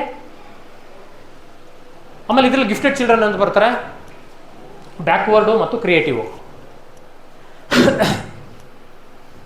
ಭಿನ್ನತೆಗಳಲ್ಲಿ 3 ಭಿನ್ನತೆಗಳನ್ನು ನಾವು ಪರ್ಟಿಕ್ಯುಲರ್ ಆಗಿ ಗಮನಿಸ್ತೀವಿ. ಒಂದು ಗಿಫ್ಟೆಡ್ ಚಿಲ್ಡ್ರನ್ ಅಂದರೆ ಪ್ರತಿಭಾವಂತ ಮಕ್ಕಳು, ಎರಡನೇದು ಬ್ಯಾಕ್ವರ್ಡ್ ಅಂದರೆ ಹಿಂದುಳಿದವರು, ಕ್ರಿಯೇಟಿವ್ ಅಂದರೆ ಸೃಜನಶೀಲರು ಅಂತ. ನೋಡಿ, ಗಿಫ್ಟೆಡ್ ಅಂದರೆ ಏನು ಅಂದರೆ showing remarkable performance in all the areas consistently. ಎಲ್ಲ ಕ್ಷೇತ್ರಗಳಲ್ಲೂ ಅಸಾಧಾರಣ ಪ್ರತಿಭೆಯನ್ನು ನಿಯಮಿತವಾಗಿ ಪ್ರದರ್ಶನ ಮಾಡುವ ವ್ಯಕ್ತಿಯನ್ನು ಪ್ರತಿಭಾವಂತ ಅಂತ ಕರೀತೀವಿ. ಗೊತ್ತಾಯ್ತಾ? ಎಲ್ಲದರಲ್ಲೂ ಬೆಸ್ಟ್ ಇರಬೇಕು. ಕೆಲವೊಂದರಲ್ಲಿ ಬೆಸ್ಟು, ಕೆಲವೊಂದರಲ್ಲಿ ಅವರೇಜ್ ಇದ್ರೆ ಆಗೋದಿಲ್ಲ. Best in almost all area ಇದ್ರೆ ಅವನನ್ನು ಪ್ರತಿಭಾವಂತ. ಓದೋದ್ರಲ್ಲಿ, ಎಲ್ಲ ಸಬ್ಜೆಕ್ಟ್ಸಲ್ಲಿ, ಆಟದಲ್ಲಿ, ಕಲ್ಚರಲ್ಲಿ, ಎಲ್ಲದರಲ್ಲೂ ಬೆಸ್ಟ್ ಇರಬೇಕು, ಅದು ಗಿಫ್ಟೆಡ್. ಅಥವಾ 140 ಆ್ಯಂಡ್ ಎಬವ್ ಐ ಕ್ಯೂ ಎಷ್ಟಿರುತ್ತೆ? 140 ಆ್ಯಂಡ್ ಎಬವ್, 140ಕ್ಕಿಂತ ಹೆಚ್ಚು. ಇನ್ನು ಬ್ಯಾಕ್ವರ್ಡ್, ಹಿಂದುಳಿದವರು ಅಂದ್ರೆ ಏನು ಅಂದರೆ ತನ್ನ ಸಾಮರ್ಥ್ಯಕ್ಕೆ ತಕ್ಕ ಸಾಧನೆಯನ್ನು ಮಾಡಲಾಗದವರು. The one who fail to show or one who fail to achieve according to his ability. ತನ್ನ ಸಾಮರ್ಥ್ಯಕ್ಕೆ ತಕ್ಕ ಸಾಧನೆಯನ್ನು ಮಾಡದೇ ಇದ್ದರೆ ಅವನು ಬ್ಯಾಕ್ವರ್ಡ್. ಸಾಮರ್ಥ್ಯಕ್ಕೆ ತಕ್ಕ ಸಾಧನೆ ಮಾಡಿಬಿಟ್ರೆ ನಾಟ್ ಬ್ಯಾಕ್ವರ್ಡ್. ಕ್ರಿಯೇಟಿವ್ ಅಂದರೆ ಹೊಸದನ್ನು ಸೃಷ್ಟಿ ಮಾಡೋದು, ಸೃಜನಶೀಲರು ಅಂದರೆ ಹೊಸದನ್ನು ಸೃಷ್ಟಿ ಮಾಡೋದು. ಈ ಥರದ್ದೆಲ್ಲ ಮಕ್ಕಳು ಇರ್ತಾರೆ. ಓಕೆ, ಆ ಕಾನ್ಸೆಪ್ಟ್ ಗೊತ್ತಿರಬೇಕು. ಒಬ್ಬ ಹುಡುಗ ಹೀಗಿದ್ದಾನೆ, ಹಾಗಾದ್ರೆ ಅವನಿಗೆ ಕೆಳಗಿನ ಯಾರು ಅಂತ ಪ್ರಶ್ನೆ ಕೇಳ್ತಾರೆ. ಒಬ್ಬ ಹುಡುಗ ತನ್ನ ಸಾಮರ್ಥ್ಯಕ್ಕೆ ತಕ್ಕ ಸಾಧನೆ ಮಾಡ್ತಾ ಇಲ್ಲ, ಹಾಗಾದ್ರೆ ಅವನಿಗೆ ಕೆಳಗಿನ ಯಾರು ಅಂತ ಪ್ರಶ್ನೆ ಕೇಳ್ತಾರೆ. A child is solving the problem, a child is showing new solution to a problem. ಹೊಸ ಸೊಲ್ಯೂಷನ್ ಒಂದು ಪ್ರಾಬ್ಲಮ್ಗೆ ಕೊಡ್ತಾ ಇದ್ದಾನೆ, ಹಾಗಾದ್ರೆ ಅವನು ಯಾರು? ಹೊಸದು ಅಂತ ಬಂದಾಗ ಏನು ಬರಬೇಕು? ಅಥವಾ 4 ಸಿಚುವೇಶನ್ ಕೊಟ್ಬಿಡ್ತಾನೆ, ಈ ಕೆಳಗಿನ ಯಾರು ಕ್ರಿಯೇಟಿವ್ ಅಂತ ಪ್ರಶ್ನೆ ಕೇಳ್ತಾರೆ. ಈಗ 4 ನೋಡಿ ಹೊಸದು ಕೊಡ್ತಾರೋ ಎತ್ತಬೇಕು. ಈ ಥರ ಪ್ರಶ್ನೆಗಳು ಬರೋದು, ಮಲ್ಟಿಪಲ್ ಚಾಯ್ಸ್. ಗೊತ್ತಾಗ್ತದೆ ಈಗ ನಿಮಗೆ? ಅದಕ್ಕೆ 3 ಜನ ಪರಿಚಯ ಮಾಡಿದ್ದೀನಿ, ಡೀಪಾಗಿ ಹೋಗಿಲ್ಲ ನಾನು, ಜಸ್ಟ್ ಟಚ್ ಮಾಡ್ತಿದ್ದೀನಿ ಅಷ್ಟೇ. ಈಗ ಎಫೆಕ್ಟಿವ್ ಟೀಚಿಂಗ್ ಮೇಲೆ ಯಾವ್ಯಾವ ಫ್ಯಾಕ್ಟರ್ಸು ಕೆಲಸ ಮಾಡ್ತವೆ, ಟೀಚರ್ಗೆ ರಿಲೇಟೆಡ್ ಫ್ಯಾಕ್ಟರ್ಸ್ ಏನೇನು ಅಂತ ಪಟ್ ಅಂತ ನೋಡ್ಕೊಂಡು ನಿಮಗೆ ಗೊತ್ತಿರ್ತದೆ. ಮೇಷ್ಟ್ರು ಹೆಂಗಿರ್ಬೇಕು, ಎಫೆಕ್ಟಿವ್ ಆಗಿ ಪಾಠ ಮಾಡಬೇಕಂದ್ರೆ ಮೇಷ್ಟ್ರ ಕಡೆಯಿಂದ ಏನಿರಬೇಕು ಅಂತ ಗೊತ್ತಲ್ಲ ನಿಮಗೆ? ಅಷ್ಟೇ ನೋಡಿ, ಸುಮ್ಮನೆ ಹಂಗೆ ಪಾಯಿಂಟ್ಸನ್ನು ಡಿಸ್ಪ್ಲೇ ಮಾಡ್ತೀನಿ. ನಾಲೆಜ್ ಚೆನ್ನಾಗಿರಬೇಕು, ಟೀಚಿಂಗ್ ಸ್ಕಿಲ್ಸ್ ಇರಬೇಕು ಮೇಷ್ಟ್ರಿಗೆ ಒಳ್ಳೆ ಆಟಿಟ್ಯೂಡು ಮತ್ತು ಪರ್ಸನಾಲಿಟಿ ಇರಬೇಕು. ಆಮೇಲೆ ಡಿಫ್ರೆಂಟ್ ಮೆಥಡ್ಸನ್ನು ಮತ್ತು ಟೆಕ್ನಾಲಜಿ ಯೂಸ್ ಮಾಡೋ ಕೆಪಾಸಿಟಿ ಇರಬೇಕು, ಒಳ್ಳೆ ಲ್ಯಾಂಗ್ವೇಜ್ ಇರಬೇಕು, ಕಮ್ಯುನಿಕೇಷನ್ ಸ್ಕಿಲ್ ಇರಬೇಕು, ಬಾಡಿ ಲ್ಯಾಂಗ್ವೇಜು ಸಹಿತ ಕರೆಕ್ಟಾಗಿ ಇರಬೇಕು. ಹೆಂಗೆ ನನಗೆ ಡ್ರೆಸ್ ಮಾಡ್ಕೊಂಬಂದ್ರೆ ಆಗಲ್ಲ, ದಟ್ ಕ್ಯಾಚಸ್ ದ ಅಟೆನ್ಷನ್ ಆಮೇಲೆ ಅಲ್ವಾ? ಮೇಷ್ಟ್ರ ಕಡೆಯಿಂದ ಇಷ್ಟಿರಬೇಕು. ಇನ್ನೂ ಏನೇನು ಇರಬೇಕು ನಿಮ್ಗೆ ಗೊತ್ತಾಗ್ಬಿಡ್ತದಲ್ಲ ಇದನ್ನು ತೋರಿಸಿದ್ರೆ. ಚೆನ್ನಾಗಿ ಮಾತಾಡಬೇಕು, ಒಳ್ಳೆ ಇಂಟ್ರಾಕ್ಷನ್ ಮಾಡಬೇಕು, ಮಕ್ಕಳನ್ನು ಅಟ್ರಾಕ್ಟ್ ಮಾಡಬೇಕು, ಅಟೆನ್ಷನ್ ಇವೆಲ್ಲ ಬರ್ತವೆ ಜೊತೆಗೆ. ಮೇಯ್ನ್ ತೋರಿಸ್ತೀನಿ ನಾನು, ಇಷ್ಟೇ ಅಲ್ಲ. ಗೊತ್ತಾಯ್ತೇನಪ್ಪ? ಮೇಷ್ಟ್ರು ಇಷ್ಟ ಹೇಳಿದ್ದು ಇದು ಯಾವುದು ಬಂದೇ ಇಲ್ಲ ಅಂತ ಕೂತ್ಬಿಟ್ರೆ ಆಮೇಲೆ ಇಲ್ಲಿ ಯಾವುದೋ ಬಂದ್ಬಿಟ್ಟೈತೆ ಅಂತ. ನೀನು ಐಡಿಯಾ ಯೂಸ್ ಮಾಡಬೇಕು, ಇದೇ ಲೈನ್ಗಳನ್ನ ಗಟ್ಟಡಿಯೋದಲ್ಲ. ಓಕೆ, ಮಕ್ಕಳ ಕಡೆ ಆಮೇಲೆ ಕ್ಯಾಚಿಂಗ್ ಅಟೆನ್ಷನ್ ಕ್ಯಾಚ್ ಮಾಡೋ ಕೆಪಾಸಿಟಿ ಇರಬೇಕು. ನೋಡಿ ನಾನು ಹೆಂಗೆ ಕ್ಯಾಚ್ ಮಾಡಿದ್ದೀನಿ ಅಟೆನ್ಷನ್. ಈ ಕಡೆ ನೋಡು, ಏನಾರು ತಲೆ ಹಿಂಗೆಲ್ಲ ಮಾಡ್ತಾ ಇದ್ದೀನಾ? ಇಲ್ಲ, ಫುಲ್ಲಿ ಸೆಕ್ಯೂರ್ಡ್ ಅಟೆನ್ಷನ್, ಕಂಪ್ಲೀಟಾಗಿ ಎಲ್ಲ ಇಲ್ಲೇ ಇದ್ದೀರಿ, ಆ ರೀತಿ ಮಾಡ್ಕೊಂಡಿದ್ದೀನಿ. ಇದಿಲ್ಲದೆ ಏನು ಮಾಡಿದ್ರೆ ಏನು ಪ್ರಯೋಜನ ಆಗುತ್ತೆ? ನಾನೇನೋ ಮಾಡ್ತಾ ಇದ್ದೀನಿ, ಅವ್ರವ್ರೇನೋ ಮಾಡ್ಕೊತಾ ಇದ್ದಾರೆ ಅಂದರೆ ಇದು ಬೇಕಾಗಿತ್ತಾ? So this is the catching attention. ಮತ್ತೆ ಮಕ್ಕಳ ಕಡೆಯಿಂದ ಏನಿರಬೇಕು? ಇಂಟ್ರೆಸ್ಟ್ ಇರಬೇಕು, ಮೋಟಿವೇಶನ್ ಮಾಡಬೇಕು ಮಕ್ಕಳನ್ನ. ಆಮೇಲೆ ಮಕ್ಕಳ ಕಡೆಯಿಂದ ಒಳ್ಳೆ ಬ್ಯಾಕ್ ಗ್ರೌಂಡ್ ಇರಬೇಕು, ಅವರು ಪ್ರಿಪೇರ್ ಆಗಬೇಕು ಕಲಿಕೆಗೆ, ಅವ್ರಿಗೆ ಲರ್ನಿಂಗ್ ಸ್ಟೈಲ್ಸ್ ಇರಬೇಕು. ಬೇರೆ ಬೇರೆ ಲರ್ನಿಂಗ್ ಸ್ಟೈಲ್ ಇದೆ. ವಾರ್ಕ್ ಮಾಡಲ್ ಅಂತ ಬರುತ್ತೆ. ವಿಜುವಲ್ ಲರ್ನರ್ಸು, ಆಡಿಟರಿ ಲರ್ನರ್ಸು ಬರ್ಕೊಳ್ಳಿ. VARK ಸ್ಟೈಲ್ಸು 4 ಸ್ಟೈಲ್ ಬರುತ್ತೆ. VARK ವಾರ್ಕ್. ವಿ ಅಂದರೆ ವಿಜುವಲ್ ಲರ್ನರ್ಸ್ ಅಂದರೆ ನೋಡಿ ಕಲಿಯೋರು. ಎ ಅಂದರೆ ಆಡಿಟರಿ ಲರ್ನರ್ಸ್ ಕೇಳಿ ಕಲಿಯೋರು. ಆಮೇಲೆ R ರೀಡಿಂಗ್ ಆ್ಯಂಡ್ ಲರ್ನಿಂಗ್ ಓದಿ ಕಲಿಯೋರು. ಆಮೇಲೆ ಕೆ ಅಂದರೆ ಕೈನಸ್ಥೆಟಿಕ್ ಅಂದರೆ ಮಾಡಿ ಕಲಿಯೋರು, ಕೈನಸ್ಥೆಟಿಕ್ ಲರ್ನರ್ಸ್ ಅಂತ. ಈ ರೀತಿ 4 ಸ್ಟೈಲ್ ಬರ್ತವೆ. ನಾನು ಅದನ್ನೆಲ್ಲ ತೋರಿಸ್ತಾ ಇಲ್ಲ ನಿಮಗೆ. ಆಮೇಲೆ ಪಾರ್ಟಿಸಿಪೇಷನ್ ಮಾಡಬೇಕು ಮಕ್ಕಳು. ನೀವೆಲ್ಲ ನೋಡಿ ಹೇಗೆ ಪಾರ್ಟಿಸಿಪೇಟ್ ಮಾಡ್ತಿದ್ದೀರಾ? ಈಗ ಕಲಿಕೆ ಆಗಬೇಕು ಅಂದರೆ ಅದಾಗಬೇಕು. ಏಜು ಕರೆಕ್ಟ್ ಏಜ್ ಇರಬೇಕು, IQ ಇರಬೇಕು, ಇವೆಲ್ಲವೂ ಸಹಿತ ಮಕ್ಕಳ ಕಡೆಯಿಂದ ಪ್ರಭಾವ ಇರ್ತವೆ. ನೆಕ್ಸ್ಟ್ ಇನ್ನೊಂದು ಇನ್ಸ್ಟಿಟ್ಯೂಷನ್ ಫ್ಯಾಕ್ಟರ್ಸು, ಇದನ್ನು ಮುಗಿಸಿ ಕನ್ಕ್ಲೂಡ್ ಮಾಡಿಬಿಡ್ತೀನಿ.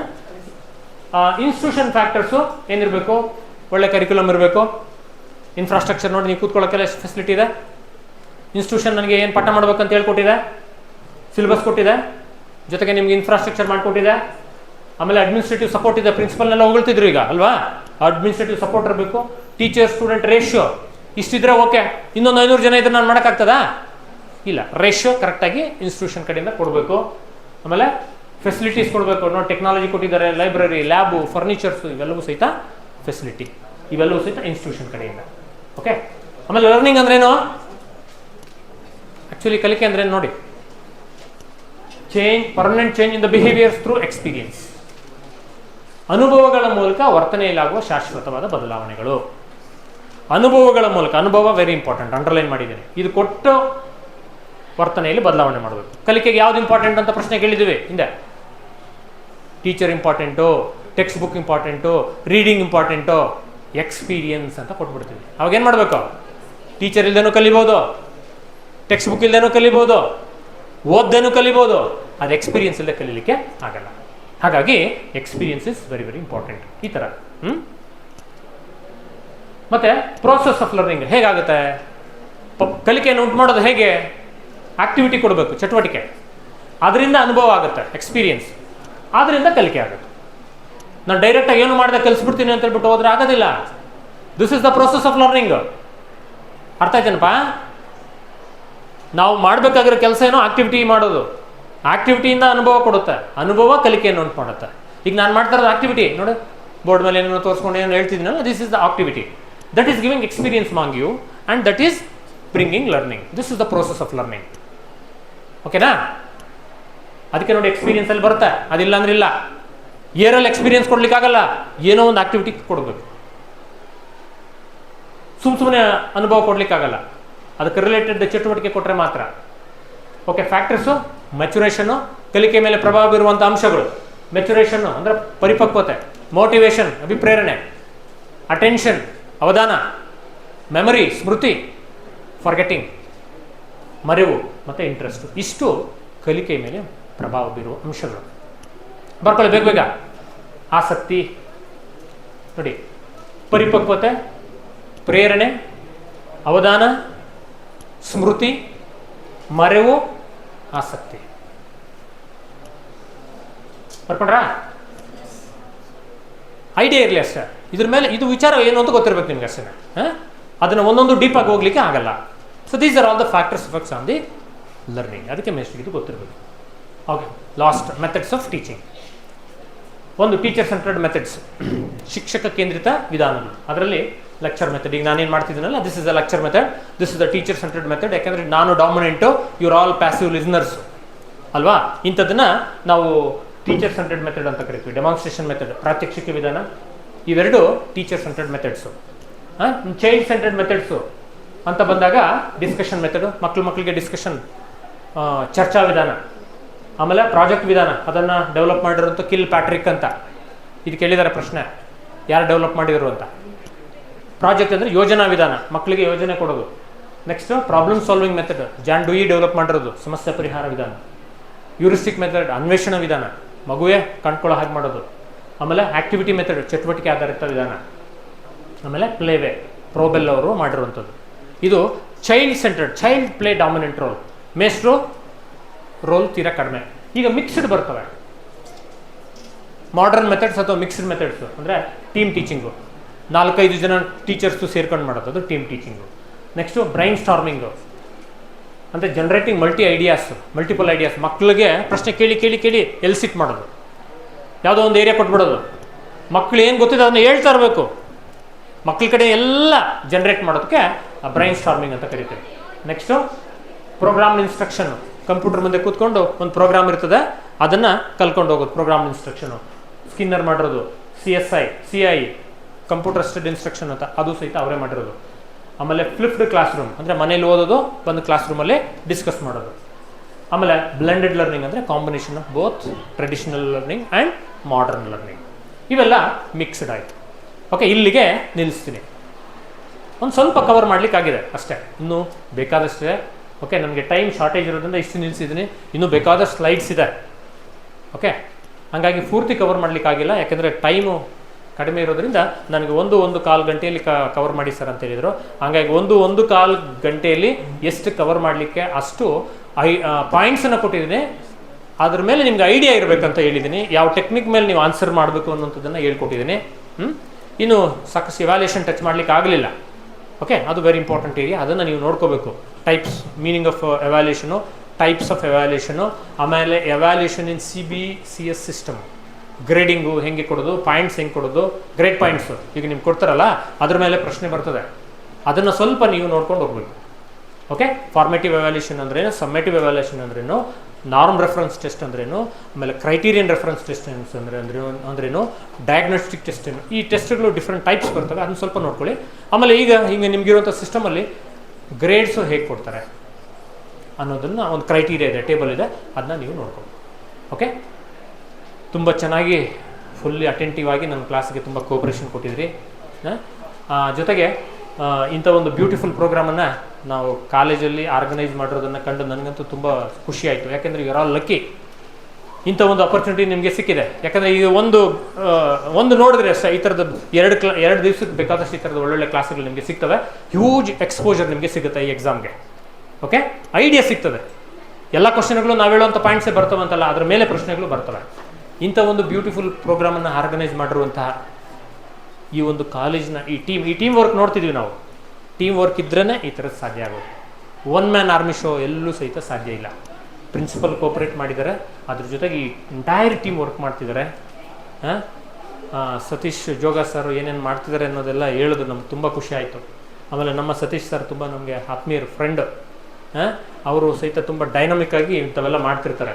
ಆಮೇಲೆ ನಮ್ಮ ಫಿಸಿಕಲ್ ಎಜುಕೇಷನ್ ಟೀಚರು ಯೂಶ್ವಲಿ ಅವ್ರ ಸಬ್ಜೆಕ್ಟ್ ಅವರೇ ನೋಡ್ಕೊಂಡಿರ್ತಾರೆ. ನೋಡಿ, ಈಗ ನಮ್ಮ ಮಕ್ಕಳು ಅನ್ನುವಂಥ ಕನ್ಸರ್ನ್ ಮೇಲೆ ಎಷ್ಟು ಇಂಟ್ರೆಸ್ಟ್ ಇದ್ದಾರೆ. ಆಮೇಲೆ ನಮ್ಮ IQSC ಸರ್ ಇದನ್ನೆಲ್ಲ ಮುನ್ನಡೆಸ್ತಿದ್ದಾರೆ. ನಿಜವಾಗ್ಲೂ ನೋಡಿ ಖುಷಿ ಆಯಿತು. ಎಲ್ಲ ಕಡೆ ಇಂಥದ್ದು ಇಲ್ಲವೇ ಇಲ್ಲ. ಆ್ಯಕ್ಚುಲಿ ಎಲ್ಲ ಕಡೆ ಇರಬೇಕು, ಇವರೇ ಮಾದರಿ ಬೇರೆಯವ್ರ ಕಡೆ ಅಂತ ಹೇಳ್ತೀನಿ. ನನ್ನನ್ನು ಕರೆಸಿ ಒಂದು ಅವರಲ್ಲಿ ನನ್ನ ಎಕ್ಸ್ಪೀರಿಯನ್ಸನ್ನು ಶೇರ್ ಮಾಡಲಿಕ್ಕೆ ಅವಕಾಶ ಮಾಡಿಕೊಟ್ಟಿದ್ದಾರೆ. ನನ್ನ ವೈಯಕ್ತಿಕವಾಗಿ ನಿಮ್ಮೆಲ್ಲರ ಪರವಾಗಿ ಈ ಎಂಟೈರ್ ಟೀಮ್ಗೆ ನಾನು ತುಂಬ ಹೃದಯದ ಕಂಗ್ರ್ಯಾಚುಲೇಷನ್ ಹೇಳ್ತೀನಿ. ಜೊತೆಗೆ ಸುಮಾರು 1-1/4 ಗಂಟೆಯಿಂದ ಆ ಕಡೆ ಈ ಕಡೆ ಕದಲದೆ ಫುಲ್ಲಿ ಅಟೆಂಟಿವ್ ಆಗಿ ನಾನು ಹೇಳ್ಕೊಟ್ಟಿರೋಂಥ ವಿಚಾರಗಳನ್ನು ನೀವು ಕೇಳಿಸ್ಕೊಂಡಿದ್ದೀರಿ. ಒಂದು ಚೂರು ಡಿಸ್ಟರ್ಬ್ ಮಾಡ್ದಂಗೆ ಪರ್ಫೆಕ್ಟ್ ಕೋಆಪ್ರೇಷನ್, ಇದು ಪರ್ಫೆಕ್ಟ್ ಕೋಆಪ್ರೇಷನ್ ಇದು. ಅಂಥ ಒಂದು ಬ್ಯೂಟಿಫುಲ್ ಕೋಆಪ್ರೇಷನ್ನು ನೀವು ಕೊಟ್ಟಿದ್ದೀರಿ. ನಿಜವಾಗ್ಲೂ ನಿಮಗೆ ಒಳ್ಳೆಯದಾಗಲಿ, ಸಕ್ಸಸ್ ಆಗಲಿ, ಸೀರಿಯಸ್ ಆಗಿ ತಗೊಳ್ಳಿ. ಎಲ್ಲರೂ ಸಹಿತ ಪಾಸ್ ಆಗೋ ಹಾಗಾಗಿ ಒಳ್ಳೆ ಕೆಲಸಗಳನ್ನು ನೀವೆಲ್ಲರೂ ಪಡೆಯೋಂಗಾಗಲಿ ಮತ್ತು ಅಂತ ವಿಶ್ ಮಾಡ್ತಾ, ಜೊತೆಗೆ ನಿಮ್ಮೆಲ್ಲರ ಕೋಆಪರೇಷನ್ಗೆ ನಾನು ನಿಮ್ಮೆಲ್ಲರಿಗೂ ಸಹಿತ ಅಪ್ರಿಷಿಯೇಟ್ ಮಾಡ್ತೀನಿ. Thank you very much. Thank you.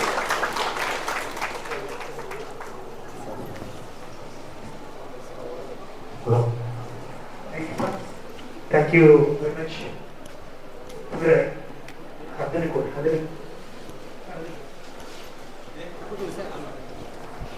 Sir ಆಯ್ತಲ್ಲ.